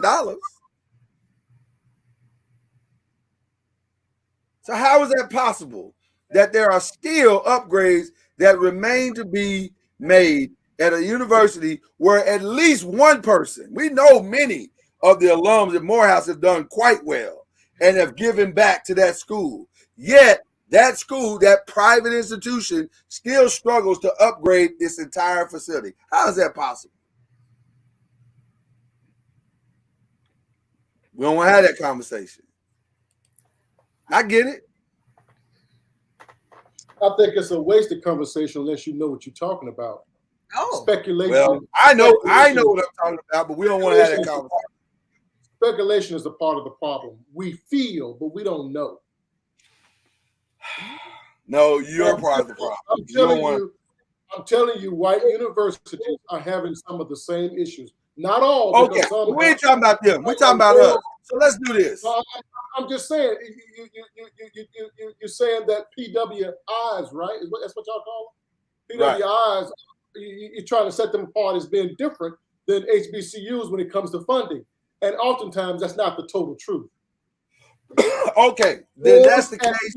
Norms at primarily white institutions are lacking as well. And to those white institutions, I say, I do not care. I'm talking about us. So if you're saying there are no problems, there are no issues, that this is all just speculation, then let's see our HBCUs open up the books, open up the realities, and let's see it for what it is. If it's not true, because then once you've taken all the mystery out, because you said it's not true, it's not happening, or we're just speculating. Okay, but then let's. You don't know. I'm saying you don't know, and what you're can be very reckless because you don't know. Okay, and I'm saying the follow the money. Let's follow the money then. And then if we follow the money and it comes back to what you're saying, then I'll be the first one to stand on there on the platform and say, not only was I wrong, but we're wrong as a people, that we're not supporting these people who are doing all this hard work. I'll be the first one to say it if I'm wrong. Universities are just like churches on Sunday morning. Most people go, but very few people give. Universities are the exact same way. Church house full of folks. Everybody passed that bucket right on past them. Oh, they put $1 in, so they felt like they gave something. Like $1 is going to actually pay a bill in that damn church or feed somebody that's hungry. We don't give enough, primarily in part, because we don't have it to give. Most of our budgets are struggling. Most of us are struggling financially. So don't pretend like the university is supposed to be doing great, because the people that go to the universities aren't doing great. So where's the money coming from? Wait a minute. I know one thing. When I went to college, I didn't have all the money. Wait. If you're gonna talk to me, don't move your head or your neck when you talk. I'm gonna move my head if I feel like it, Mr. Cuz. That's how I roll. So, like I said, is when I went to school, when I went to college, they still put the stamp on the back of my grant, my state grant, my Pell grant. They didn't say, you know what, because you're struggling, you can go here for free. Nope, you got to pay like everybody else. And then whatever your grant doesn't pay, we expect you to pay the rest. So, I mean, we paid. I went to a couple of black colleges and looked, and I was like, hey, and that was back then. I can't go to school like it's the winter's shut out. Like everybody that go to school pay all their bills because we don't. I'm saying that I took everything I could to pay these people. We pocketing some of that money. Really? You know, I wish I'd have had thousands to pocket. Some folks get student loans to pocket their money or grant whatever. Let me ask you a question. This is a report done about the endowments of HBCUs. Come through. The collective value coming in from 2015 to 2021.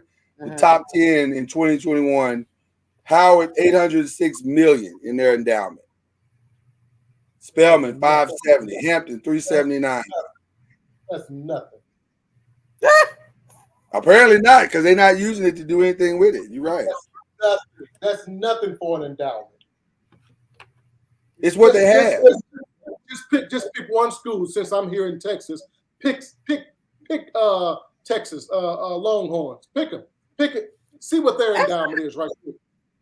Okay. Oh, the Longhorns. Did you say the Longhorns? Are you serious? University of Texas. Look it up. I will. Not that it's relevant. Not that it's relevant. Not that it's relevant to this conversation. I'll look it up. The richest black school is nowhere near that state university here in Texas. Nowhere near. I agree. You look up the endowment for Texas when you know it's going to be astronomical. He don't want to bring it up. Endowments is if we got so much money that we should be spending all this money that we got. Come on now. What's the difference? I didn't bring up endowments because I'm trying to bring it up to compare. I'm trying to bring it up because I'm saying there are schools that could be doing better. They can make their situations better. And by visually making them better, it can become more attractive to other monies and could compete. But why aren't people? There has to be a reason why people aren't given to these endowments. Just to be clear, before Deion Sanders ever went to Jackson State has made major capital improvements to that university. I was born and raised right there in Jackson, Mississippi. And when I go to Jackson, Mississippi now, I don't even recognize Lynch Street because Jackson State has damn near bought it up. I'm talking major improvements before Deion Sanders ever got there. Okay. So to say that HBCUs aren't spending some money, all their money, to improve the living standards of black kids, I mean, I don't know if that's the whole truth. That's my point. But us putting it out there as if we are robbing the coffers is reckless because we don't know that. I'm saying we need to follow the money. There needs to be a transparency. My point was very simple. If it's all so above board, then what are you embarrassed about? Just tell us what's going on, and who knows? There may be some people that are willing to say, "Let me get up here and help you." What he did was reckless in that he came there before he even got a contract and started running his mouth. So he should have waited. Hold on. Listen, I got a thought. Don't interrupt because I'll lose it. Before people will ever listen to you, they must first really know that you care. A part of the problem with Deion Sanders and his Jackson State experience is there was always rumors that this Negro was going to leave us. Oh. So how much are we really going to listen to what you're saying or buy into what you're saying if we know that your heart is probably not in it? So what he did going in there, cussing and fussing about the conditions, it's like a visitor coming to your house talking shit versus a family member. You're not even in the family yet, and you running your mouth. You know we don't play that as a people. What you can't do is bring your ragged ass up in here talking shit, and you ain't a part of the family. Nigga, you invited me over for dinner. You invited me to the house and asked me to look around and see what we can do to improve it. So don't get no. Keep your mouth shut, because it's my turn, sir. So don't get mad when I tell people your shit is raggedy. What? There was a way to do it. What he did. But how do we know? How do we know he didn't do it privately? How do we know he didn't do it privately? He may have said to them privately, like, "Yo, what is this? Why are we there? We need to fix this and we need to fix that." I wasn't private. Hell, we heard it. No, I'm saying before it ever went on Twitter or whatever went on Instagram, he probably had a private conversation with them about, hey, are we going to fix this? Are we going to fix that? What do I have access to do? What do we have? What can we do to turn all of this around? So that conversation probably happened privately, and it probably fell on deaf ears, which made him go public. You say maybe or probably? Because your probably means you believe. I'm going to say probably, because I don't think Ed is that dumb. I don't think Ed is dumb enough to be as reckless as we are, as some people are trying to say that he was. I don't think he's that way. Ed's a pretty sharp dude. I'm not saying he's not. I don't know Ed like that. All I'm saying is what he did, you cannot do when you don't even have a contract. Listen. I believe this with all my heart, and I could be wrong as 4 left shoes. Jackson State, Jackson, Mississippi, damn near the state of Mississippi would have given Deion Sanders whatever he wanted to do if he just would have shown long-term commitment. Because if we put ourselves out there for you, and as soon as that white school come calling, you gone, then we simply looking like Daffy Ducks with a daffodil. Long-term commitment is key. And the reason why I believe Ed struggled is because of what Deion Sanders did at Jackson State. So now these HBCUs are not trusting these athletes to come in and do the right thing for the right reason. Okay. That didn't have nothing to do with it. He said, I didn't like what Ed did publicly. I didn't like him calling us out. That's what he said. He didn't say nothing about no long-term commitment. That's a trust issue, because what Ed said was correct. There might be mold, there might be rats, there may be roaches, the field may be a piece of shit. All that could be true. But if I don't know you care, if I don't know you're in it for the right reason, then what you're saying, in my opinion, is reckless. Because you're not coming correct. I'm saying to you, and this is the real reality. You don't even get a meeting with Ed Reed if he doesn't feel like he cares enough to come do it. Ed don't need Bethune-Cookman. Ed was working at University of Miami. He was already working in a D1 program and could have gone to another D1 program as his first coaching stop. He didn't need Bethune-Cookman. He didn't need them at all. Deion didn't need Jackson State at all. Let's look at this from a real place. These brothers don't have to even entertain the conversation. They have already achieved what they need to achieve to get the credibility they need to walk into much better financial situations. Let's be clear. Bethune-Cookman does not have the money to pay Ed Reed what he's worth. They do not. So he's coming in with a pay cut from the start. So the negotiations had nothing to do with financial restitution. It had everything to do with what are you going to allow me to do? And the conversation broke down in those coffers. They don't want to change. Or they don't want you to change too much, because changing too much upsets the apple cart. But that's the conversation, again, that we don't want to have. When we have that conversation, we got to get into some real shit.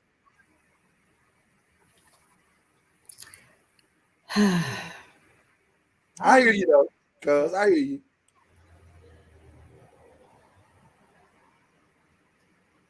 All right, ask you a question. Your HBCUs teach students to ignore promotions to build loyalty.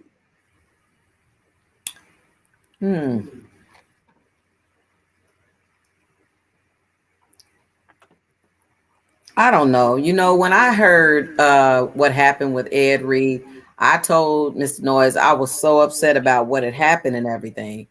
And then he helped me to understand, you know, to open my eyes to a lot of the different situations in regard to administration and stuff with, you know, colleges. And I'm like, okay, I understand a lot more clearly. But I guess my part where I also struggled with is that Eddie George was like, okay, when I came to TSU, it had the same type of conditions at Jackson, same type of conditions that you're witnessing down at Bethune-Cookman. But he was like, you know, that's what we call to do, is to get in the trenches and, you know, let's make a difference. Let's make a change. Let's fight. Let's try to, you know, do this and that. And I guess that's what I got so upset about Deion when he left. I'm sitting there going, man, maybe he could stay there long enough to see this school really flip. But then, you know, when I saw the other side of it, where they kind of took the glass, you know, rose-colored glasses off of the situation and said, man, look at all the struggling that Deion was doing down there, trying to stay down there, trying to stay committed to making change. But look what you know, what was the cost of all of that? Not financially, but, you know, the cost of, you know, of the living conditions down there, and you know, the students weren't getting this and that and so on and so forth, and all the other reasons, like I said, I mean, that was told that he left. Okay, but I mean, I guess I felt like if nobody stays, if you go in and you see all of this and nothing, you don't want to get in there long enough to go make change, or then we say, well, why are we putting it all on them? Why we can't work together? Okay, but we still ain't doing nothing. We still ain't coming together. We ain't holding the schools accountable. We're not saying, okay, like he said, I got Shaq and them, I got all these other people that are willing to put money into the school, but why ain't they knocking down these old ancient buildings and building something new, something modern, so these kids will have some good conditions, healthy conditions to live in and to learn in? I don't understand. It sounds. Mama Noise, we have two different conversations, and I think your part of the conversation is merited, and I understand what you're saying, and I don't know if I disagree. Whoever is going to help change HBCUs athletics and HBCUs as a whole has to see it as a ministry and a mission. They have to, and they have to be willing to know that there is not going to be the financial gain in the start of that thing, in the help of turning it all around. They're just not. They're doing it because they want to see better for our people. It's that simple. So I don't know if that exists. And that's why we believed, in part, why we believe that these NFL players can come back and give back, because they've already made the money. They don't need to make, you know, $1 million a year from a university. Right. Plus, I mean, you know, if it's done right, man, excuse me, if it's done right, the endorsements that will come, the money that will come, I believe there are people waiting to give to these HBCUs, but they need to get the exposure, and they need to get somebody in place that can be believed, if you will. Well, they got to have a mission. They got to want to stay and say definitively, I'm here. But I think in order for that to happen, I'm going to be honest with you, because I think there's an old regime that ain't feeling that.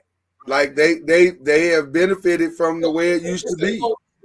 You say old regime, like university presidents don't change. What do you mean, old regime? You don't even know who the president is. It ain't always just the university presidents that's the problem. It sometimes is that board of directors, that the alumni base. Because let's be honest. The university president he's got some influence, but he ain't the deciding factor. It's the board of regents. It's the university alumni. It's the alumni base that truly gives. That's who's really making the calls at these universities. And so if they don't want to really change and see a path to a better everything, then it's not going to change. Bring up Google Map of Jackson State's campus. Of Jackson State's campus? Okay. Y'all talk amongst yourselves while I do that. I guarantee you, none of what you're about to see was done because of Deion Sanders. It was done before Deion Sanders. Mm-hmm. Okay. So I just think that it's I see Tara's comment about TSU, that nothing's changed since she was there. Woo. I used to party down TSU. I'm very concerned that it still looked the same way. Yeah, let me do it this way. Y'all keep talking because I'm going to have to do it a different way. I mean, when I was trying to decide you want to really look at the buildings, that's what you're saying? Well, the entire campus, the surrounding, the buildings are brand new. A lot of them are brand spanking new. They've done a lot to that campus. Mm. And I'm not saying that they may be one of the exceptions to the rule. I'm not saying every HBC. But that's the problem. We don't know everybody's story. But we're putting it out there that everybody, is potentially, robbing the coffers. We don't know that to be the truth. Well, we don't know it to be completely that story. But we also, it is let's not look at this as it's everybody's doing things the right way either. Like it's okay. So I hope this will work because I've never Google Earth. Wow. Oh wow. This is a new. Okay, here we go. It worked perfectly. There we go. That building is actually an old building. That's been there since I was a kid. Keep so moving. Is this one of the newer ones here? That's the backside. Yeah, that's the backside. It's one of the new buildings. Okay. Let's see if we can turn it around. Oh, that's been my biggest struggle using that thing. Yeah, Google Earth is a tricky thing, but we're gonna figure it out, y'all. Why you just didn't do Google Map? What's Google Earth? Well, because Google Earth is better.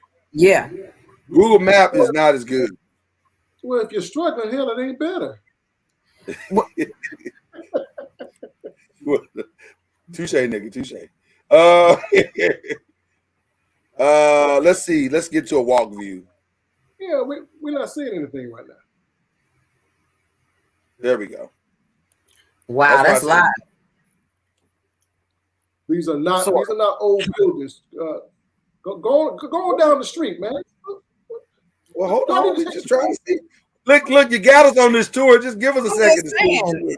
And then start fussing about you ain't going fast enough. Right. Get on down the road. I'm trying to get down the road. You got to give me a second here. I got to come out and see some things. Okay, here we go. Now we can go down the road.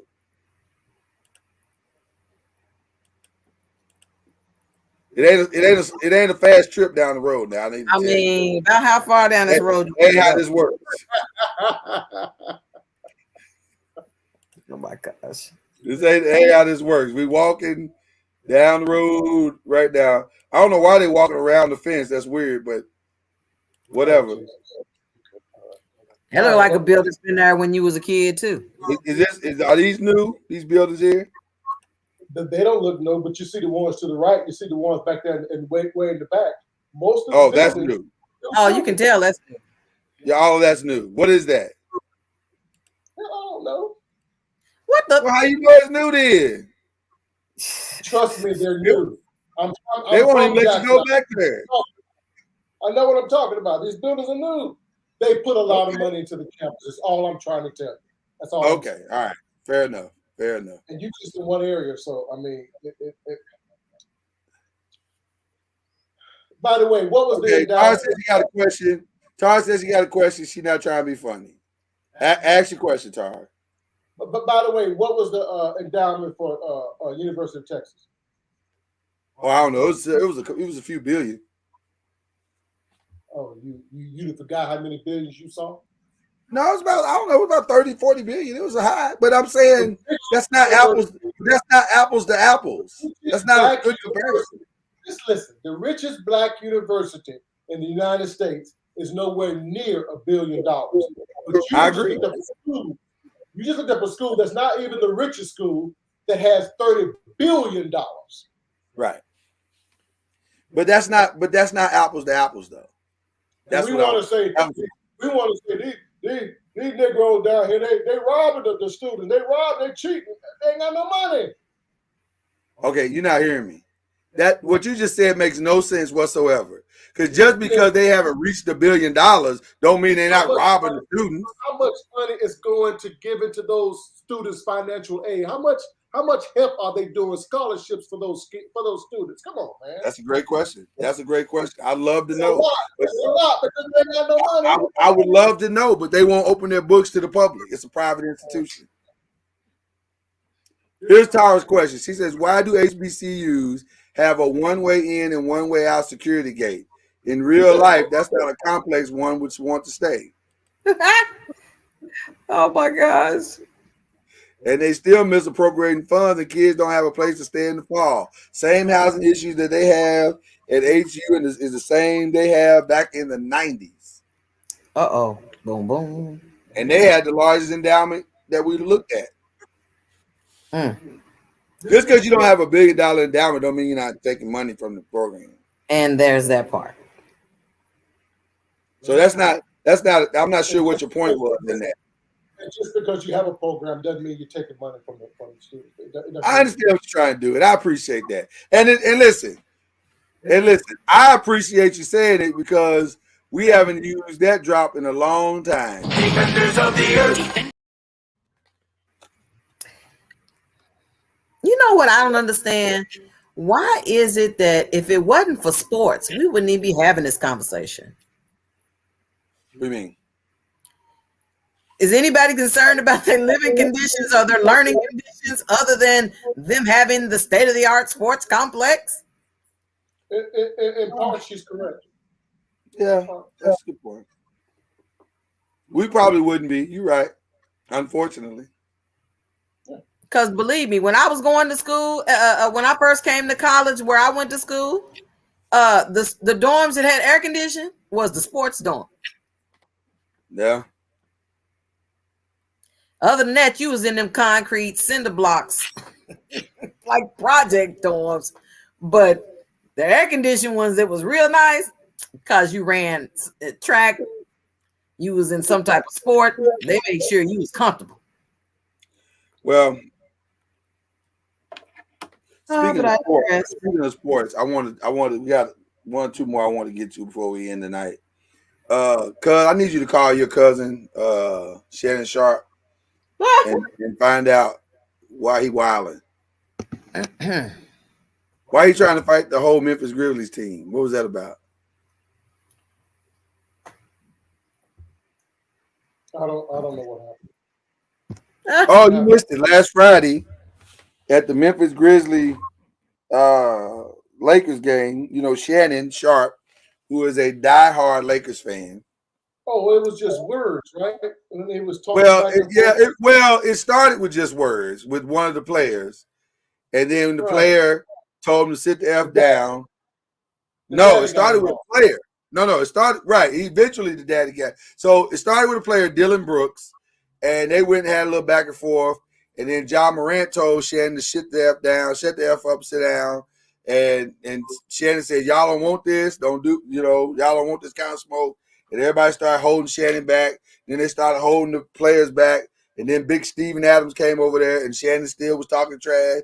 And then John Morant's father, T. Morant, was talking trash. And they, for whatever reason, they held him back, although I think he really didn't. I don't think he really did want to smoke. But they was holding Shannon back, and then they took Shannon out of the area and took him to the tunnel to calm him down. And then eventually he came back. But he did apologize. He said he shouldn't have reacted the way that he did to just some words.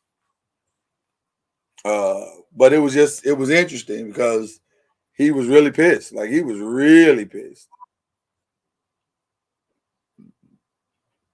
What is Tyra talking about? She said one of her classmates went to University of Arkansas, turned down a scholarship to go to an HCU on a full ride, selected a dorm, and when she got there, no place to stay.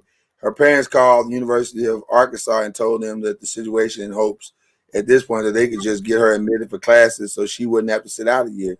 And they gave her the scholarship back and had her come on to Fayetteville, and she had a safe sanitary dorm for the fall of 91, and HCU still doing that stuff today.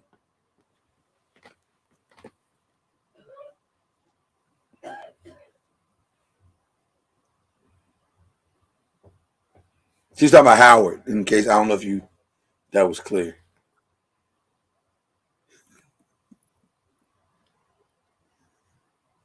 Listen, I don't know if you're waiting for the response from me or what. Of course I understand. I understand. Okay. Exactly what I understand. Okay. So what we're going to do about Shannon. First of all, let me say this. I appreciate Shannon's apology. It was a really good apology. He didn't try to skirt the responsibilities of what he did. He owned it. He knew he was wrong.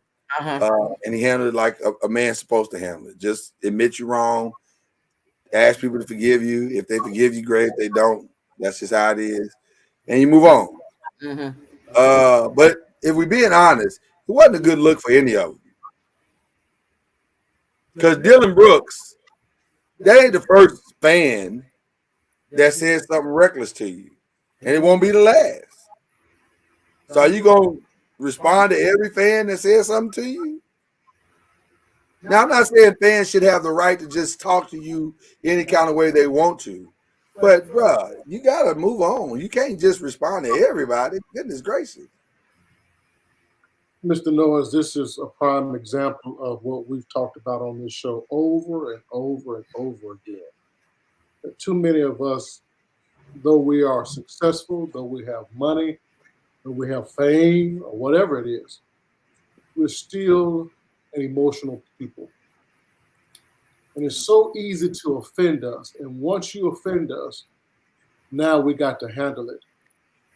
The street folks call it a beef, or whatever else you want to call it. We do that way too often.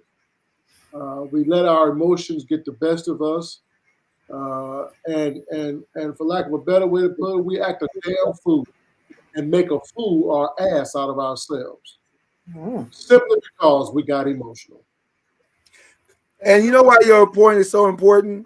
Because I think in his mind at the time he did it, Shannon thought he was really representing. He's like, I'm keeping it real. Nah, you keeping it real ridiculous. You're a grown-ass old man out there acting like you want to fight a bunch of young kids. You look ridiculous. Like, I'm just being honest, you look ridiculous. But to the team, y'all look ridiculous too. Because y'all out here trying to fight an old dude for what? Because he didn't like the way you played? All y'all look like a bunch of fools. Yeah. So I stand with the reality that we as black men gotta do better. That's where I'm at with mine. All of us need to do. We all took an L that night. Shannon Sharp need to sit down, be humble. I'm just saying. I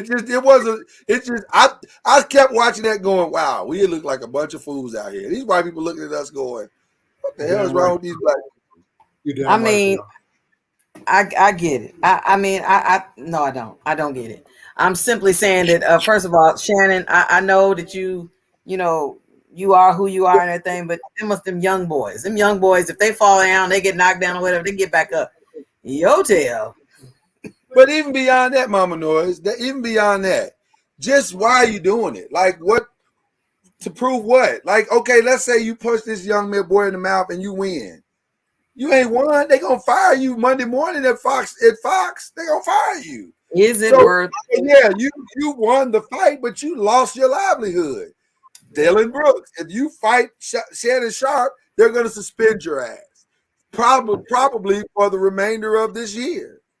So you lost. What was to be gained in this? And then after we realized how foolish and ignorant it was, then we got to come back with this old dumbass apology.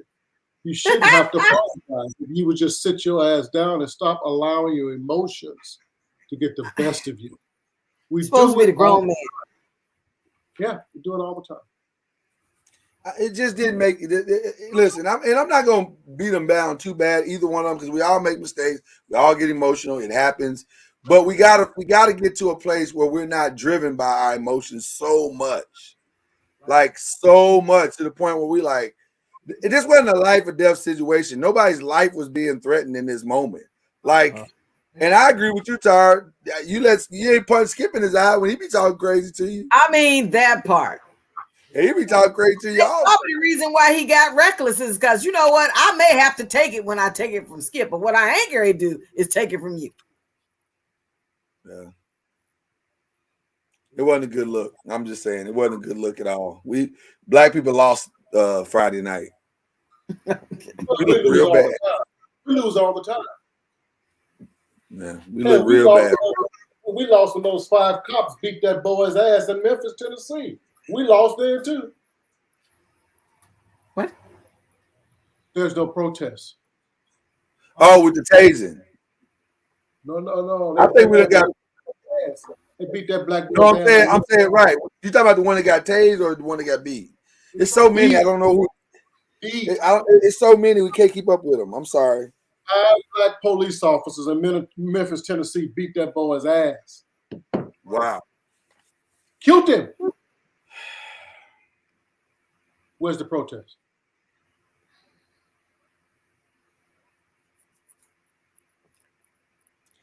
I don't know. I don't know too much about the city of Memphis, but it seemed like they're frequently in the press for stuff like this, not police stuff, but I mean like somebody's been killed and things like that. It's just a bigger town than where you are right now. That's all the difference. But it's a bigger. They got a different zip code, but it's the same old shit. Before my dad. They said he died. Andy Bruce said he died 3 days later in the hospital. That's how bad it was. Wow. Beat his ass to a pulp. No protest. Were they black cops? All 5 of them. And that's why you didn't hear nothing. Oh, that's why we didn't protest. That's what goes on in this hood stays in this hood. So 5 black cops beat a young black man to death, and ain't nobody said nothing. Do y'all get the news in Arkansas? Do y'all get the news in Arkansas? Barely. Just being honest, barely, bro. Like, we got to go search for it. It ain't the best. We get it when it's a tornado warning. Right. We get that, and we understand when the Hogs win. I mean, and we get Sarah Sanders Huckabee. Oh my gosh. But that's about it. I didn't know. When did this happen? How old is this story?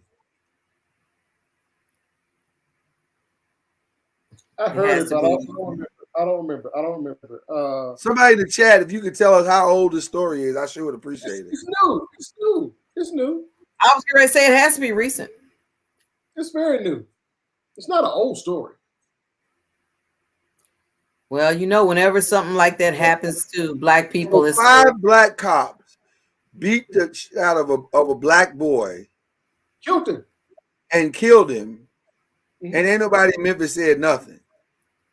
Well, they had a press conference today with Benjamin Crump. Oh, okay, but where is he? He ain't marching down the street. No, because I ain't even heard about the press conference. I ain't heard nothing about the press. That's the quietest press conference he's ever had. Well, according to them, they are waiting on the video to be released from the Memphis Police Department. Memphis is going to release the video. So once the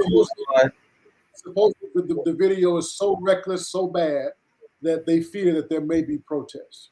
That's good. Okay, so once they get that done, and they fired the cops. Okay, so they did fire them. Oh, yeah. But there needs to be criminal charges, it sounds like. Oh, there will be. They need to go to jail, just like the cops that beat George Floyd.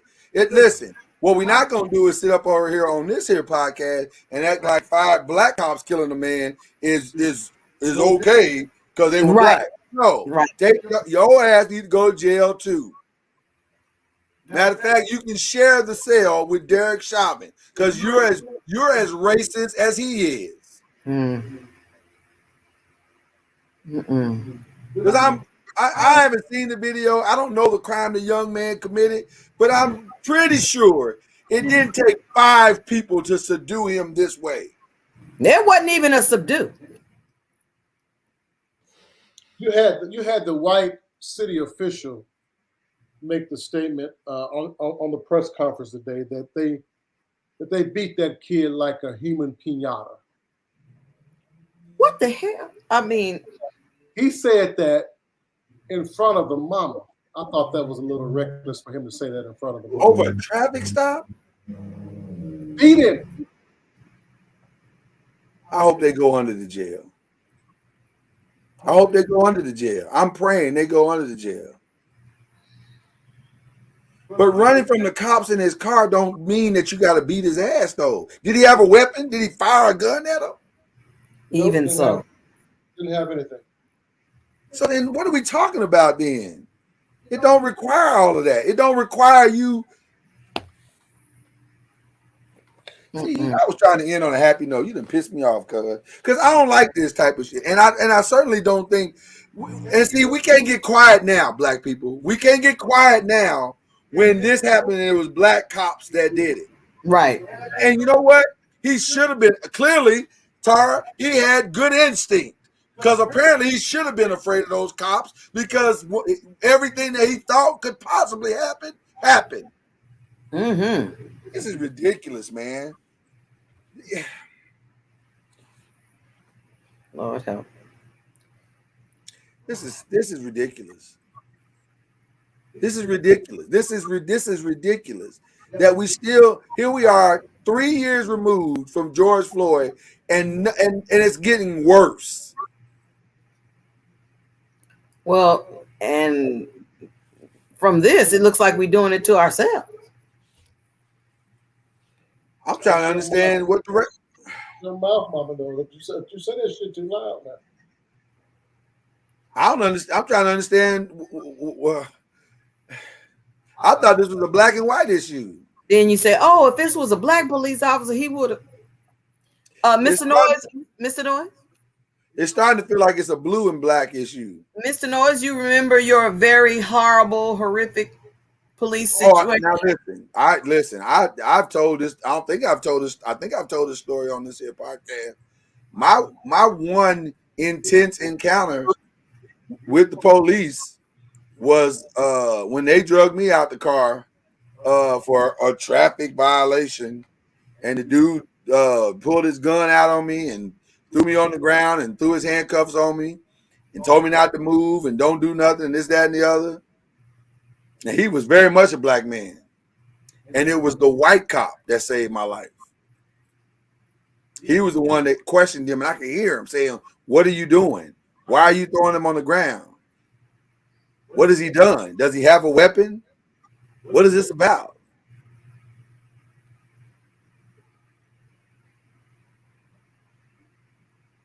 Lord Jesus.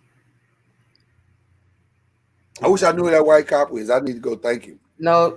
Oh, okay. I thought you was going to say you wish you knew what the other one was. No, the white cop. I need to thank him because he basically saved my life. Because if he hadn't have been there, that dude probably would have shot me. Oh, Lord Jesus. I mean, I look back on it now. In the moment, I didn't know what was going to happen. But thinking back on it now, if that white cop had not shown up, he probably would have shot me. But the grace of God. Oh, Lord. So it's hard to call this a racial issue. But maybe it is a racial issue. Maybe there's black and then there's authentically black. I don't know what to call it. I don't know what to call what just happened in Memphis, except that it's a damn shame. Power.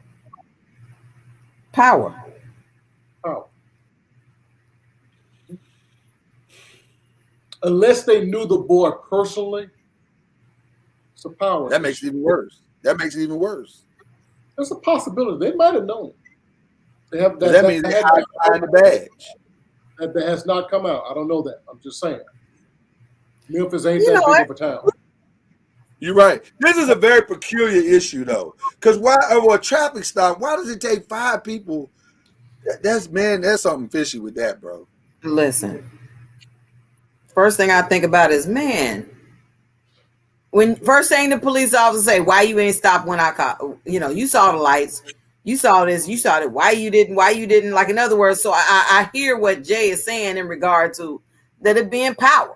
Because, like, in other words, you don't do it, or like when you said a while back, you said it's the ones who got bullied in school that end up becoming police officers.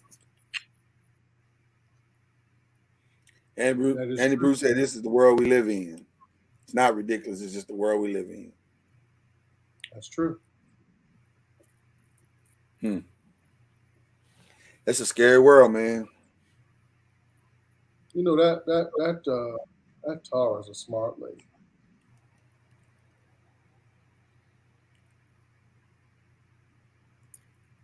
Did I say too much, Mama Noise? I see how you're looking at me. No. You all right? You misread that look. No, I didn't. I didn't get to be that old. I didn't get to be this old to be stupid. Oh my gosh. I'm almost. There was no intent in that look. 54, Mama Noise. What's your point? I'm right behind you, so I don't even know why you tripping. 54. I think I'm gonna get me some ass on my birthday night. It's been a while. Congratulations, buddy. I don't think I need to know that. Mama Noise, you don't want to celebrate Cuz's accomplishment? No, I don't. I really don't. That's not something I need to know. God is a good God. Nope. Oh my gosh. Are you thanking God for the opportunity to get ass? Is that what I just heard? Oh. He absolutely is. That's kind of weird. You just don't know. You don't know like I know. But the Lord's been good to me.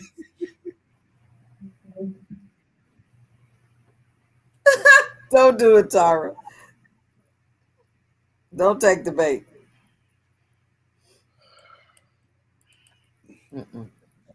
I agree with everything people are saying right here. Absolutely. It is good. Oh my God. And in 54, it's a hallelujah. Aren't we close to that? Are we close to the birthday? We ain't far. Apparently. I said it's not too far from now, isn't it? If I'm not mistaken. We ain't far. All right. I think I'm gonna try to smoke weed again too on my birthday. It's been a long time. Yeah. Interesting. I tried it for my 30th birthday and it fucked me up. I ain't tried it since. But I think I'm gonna give it another try. Just don't go hardcore THC. Just go like CBD and just keep it light. Keep it light. CBD? Yeah, keep it light. What do you mean? I'm a what? Drink some. You gotta go to work. You gotta go to work next day. So just keep it light. CBD instead of THC. Right. If you go THC, then you're gonna feel away. But if you go CBD, you might have a fighting chance. I just feel like the older I get, that weed won when I was 30. It kicked my ass. I don't like the fact that it beat me down like that. And I just. And you feel like you can win now that you got a little older. I feel like I can. I have a little bit more wisdom. I won't hold it so long. I think I was holding it too long. I feel you, dog. Wise.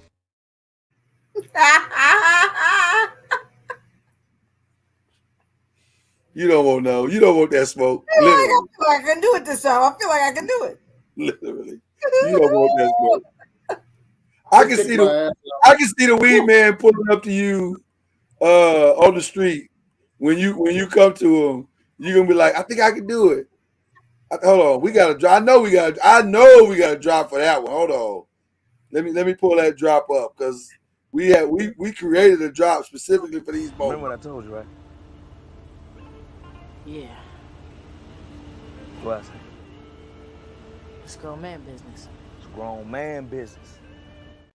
So you're not ready, cuz. You're not ready. It's grown man business out here. Oh, you should have had him with that old deacon where he was trying to get some weed. Oh my gosh. He said, man, what you want? What you want? There's levels to this. There's levels to this. Oh my when gosh. When I tried it for my 30th birthday, I was smoking. I was hanging with some real dope heads that were professionals. When you first start, the stuff makes you giggle. I mean, you giggle like a little girl. I said, "Oh, this ain't bad." And I kept going. I agree with Tara. Start with some edibles. Like, get you some brownies or something. No, them edibles. I hear bad things about edibles. I don't want to lose control now. But that's what you're gonna lose if you go hardcore. I'm saying start with the edibles and work your way up. We used to advertise edibles on this show. No, not them edibles. I'm talking about like real edibles, like the brownies and stuff. They were edibles, but they were CBD edibles. Yep. Okay, Mama Noy, but we saying the same thing. I'm saying get you some brownies and try that. Don't just jump off the weed cliff. Well, that's true. Niggas want to get excited when they get in the weed chair. They say them edibles kick in. Them edibles be wearing people's asses out too. Making I don't. Well, because they go right into your bloodstream. It's food. Right. I don't want to do that. Well, then you really don't want the experience, cuz you bullshitting out here. That's really what's happening. I obviously don't. You said. Oh, he'll be fine. His wife is in the medical field. She take care of him. Yeah, she knows what to do to bring you back, so you fine. Bogdan, oh Lord. I don't want no weed with my ice cream. I don't want that. That sounds weird. Tara, you got too experienced. Tara too way too experienced. Tara had me in a room, butt naked with Mama Noise in my drawers, trying to figure out how I got there. No, she's saying allegedly. I don't think that's alleged. I think these comments speak of an experience that she has had, not one that she's heard about. Saying just a friend. I'll be laid across the bed, Mama Noise trying to wake me up. Babe, we gotta go. Checkout is at 3. Checkout is at 3. I can't even move. Because I ate some. I got cuz I'm high and have diarrhea. It's just a horrible experience. Because I'm lactose intolerant. I can't be eating bonbons and shit. I gotta, Oh my gosh. You gotta watch yourself, man. You can't be out there like that. No, that's true. Too old for that anyway. Tara said she's a soldier. I would love to see high Tara. I bet that's an experience. Nope. Tara is a G. Yeah, everybody said that. Nobody knows how they are when they high. Nobody knows that. Yeah. You know what though? I believe a high person is a lot less dangerous than a drunk person. That's true. Now that's very true. I ain't never seen a fast weed head. But all of them is honest. Yeah. You be like, man, just a little too honest. That's true, Mama knows. They tell you all their business. That's true. You be like, okay, somebody give us some coffee. They come on out the closet and shit. What? I don't want that experience either. I don't want to know none of your deepest, darkest secrets. Keep that to yourself. Don't start confessing nothing. Mm-hmm. Man, I love you. You better go about your business. Go on with all that, man. Go on. Go on now. Go on.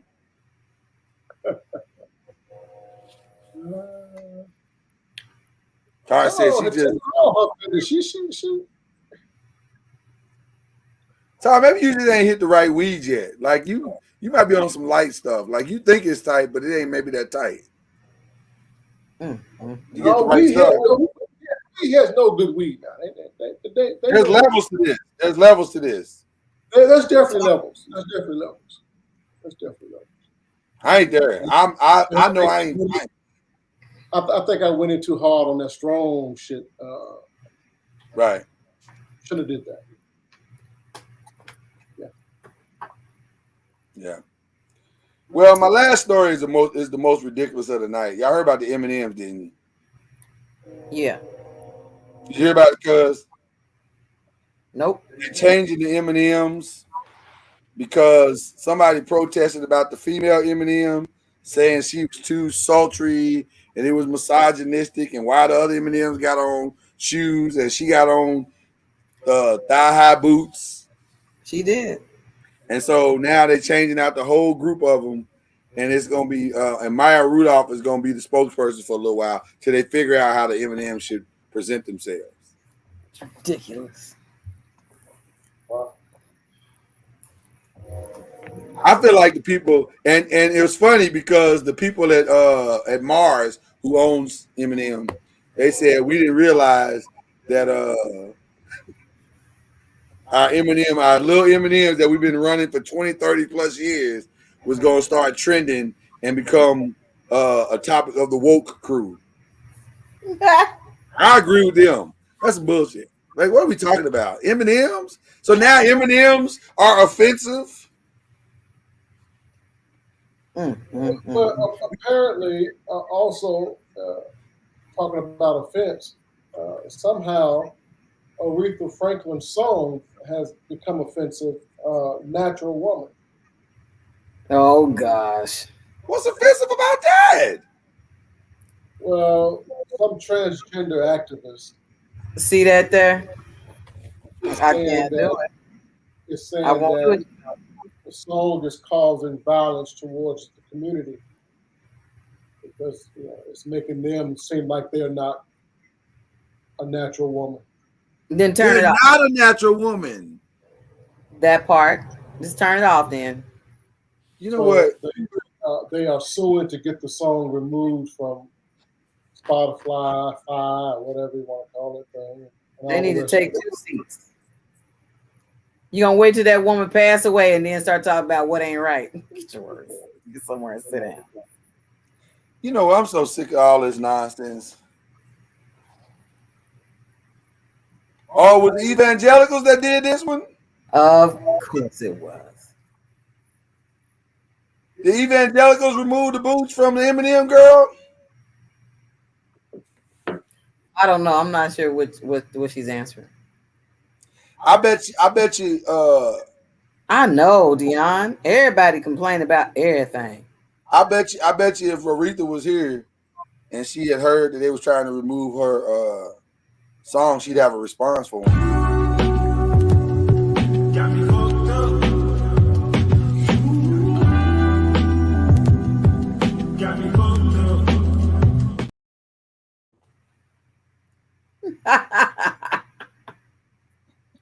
I thought you was gonna say R-E-S-E-C-T. R-E-S-C-T. First of all, when is it gonna stop? When is it gonna stop? Like, first of all, there's a lot of things we did back in the day that y'all wouldn't like today. That's y'all problem. That ain't our problem. That's y'all problem.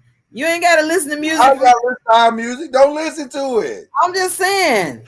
Find your own music. Create y'all. Y'all got the little baby and the tiny baby and the mid-sized baby. You just listen to them babies. Oh, y'all got to listen to nothing we did. We gonna keep listening to it. It's a whole lot of that stuff that I listen to now. And now that I'm listening closer to it, I didn't know what was being. I was like, "Is that what they was talking about?" I didn't know that's what they was talking about. I'm so sick of all these woke up folk or easily offended folk. The whole nation is turning into the bands.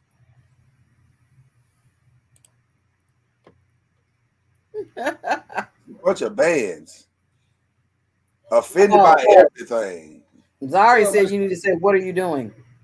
Mr. Noise, I agree with you, but that's a slippery slope.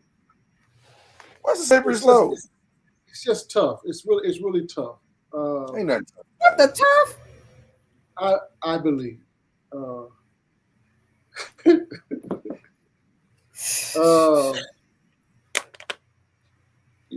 You're saying everybody is easily offended, and if you don't like it, then don't listen to the song, and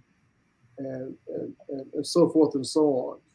Mm-hmm. Well, the same thing could be said about us black people with dealing with white people. The same thing could be said in many instances. I need you to clarify that. Yeah, I don't understand what you're saying there. What exactly is it that we need to stop listening to? For instance, a lot of the schools that have Robert E. Lee on these schools, we want to change the names now to something, better, obviously, than Robert E. Lee. But when a lot of these schools were built, they were attended by white people. Now we brought our asses into the city and doing that integration stuff. We done took over their spots, and now we want to talk bad about the name of the school. You don't like the name of the school, take your ass back to where you're from. You can keep your Robert E. Lee. You can keep your Robert E. Lee, and we'll just name the gym Malcolm X. Easy fix. Listen, I don't really give a damn about what you call the school. You can call it whatever you want. But what we will do is teach Robert E. Lee in truth. I don't understand why we can't teach the truth when we want to do this. You want to call it Robert E. Lee High School? That's fine. But let's just call it what it is. He was a racist mother. The truth is offensive. The truth is offensive. Oh, the truth is reality. Because in order for us to address the truth, we have to say that our ancestors, their ancestors, were evil, wicked people. And that's just hard for them to say because they don't want their kids to feel bad.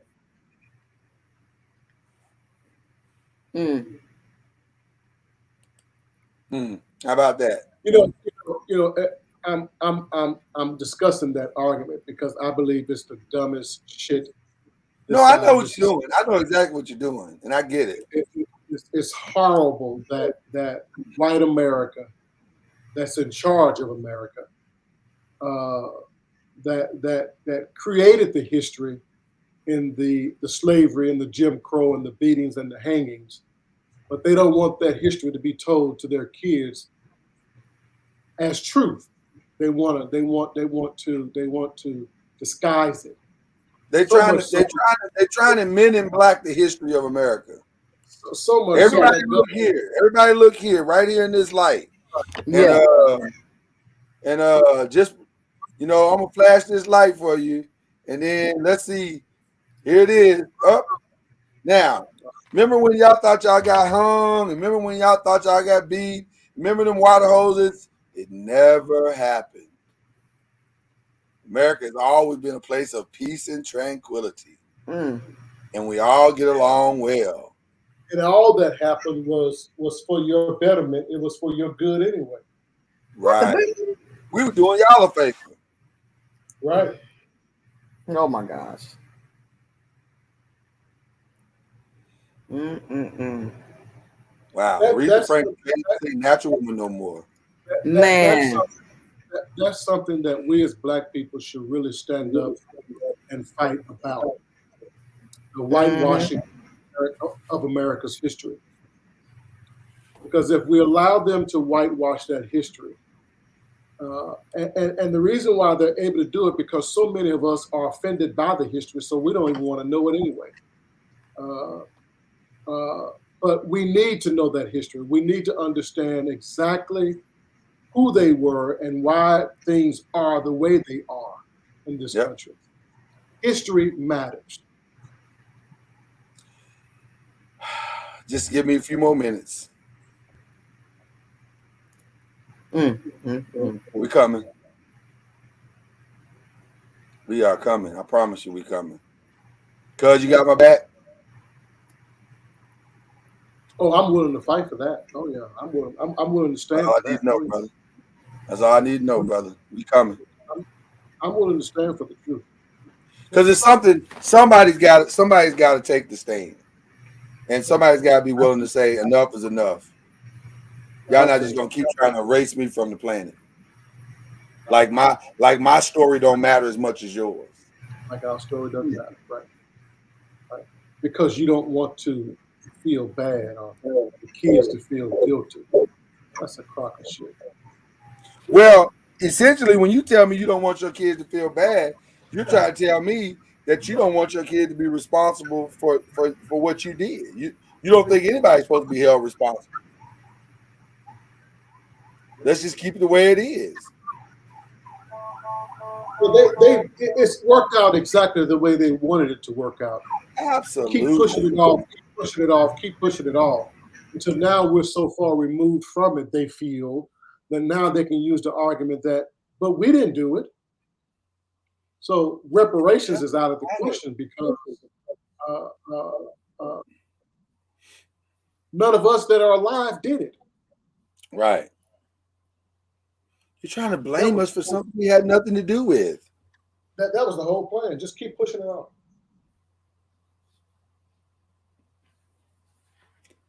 So it's okay that we don't have an identity or the benefit of anything that we've worked in this country to build. Care less. Tara, you are 100% correct. They don't care that we don't have our identity. They don't care that we don't know who we are. That truth doesn't matter. They only care about their white kids. Well, I tell you what, there is a way to deal with this problem. Mm-hmm. Black people, schools are state funded and they need our kids to meet their financial quotas. So if we decide to take our kids out to schools that are more conducive to the learning, balanced learning,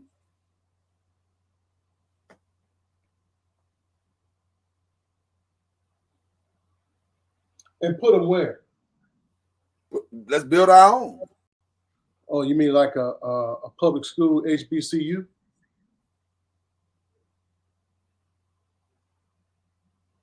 Yeah. But better than that though. We got to find some alternative ways. Is what I'm saying.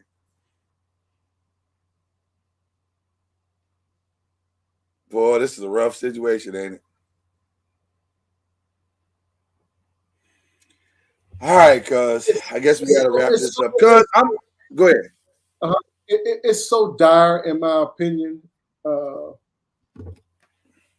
That's why it's so important for us that can do what we're supposed to do for our own. Yeah. Because we are as a people, we're losing the battle. And if we don't recognize that, then we're not paying attention. Yeah. We got to figure something out, man. We got to get organized and figure something out. Cuz I'm just glad to see you, man. I have desperately looked and searched for all my cowboy friends. And there you go. That wasn't necessary, cuz. Why are you? You got to unmute, Mama Noise. They can't hear you. You deserve that. Why did I deserve it? I'm trying to find my cowboy friends. They gone. And that one's gone now. Thanks. We could at least end the show together. Thanks, Mr. Noise. We had already wrapped that part up at the beginning of the show. If he thought for 1 second that his black ass was going to come over here after all the months of talking about my squad and he was going to get away with that, I got a word for him. It's the same word we gave them white folks.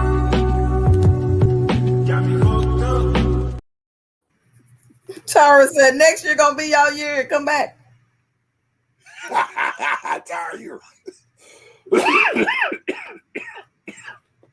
Tara, you wrong for that. That's funny though. Why cuz leave the screen like that, y'all? Why he leave? Them Cowboy fans don't like to be told about their reality. Oh my gosh. Ooh, they don't like to be told. Mr. Noise. They don't like it, Mama Noise. They don't like it. I'm just telling you. They don't like it. I'm praying for them, though.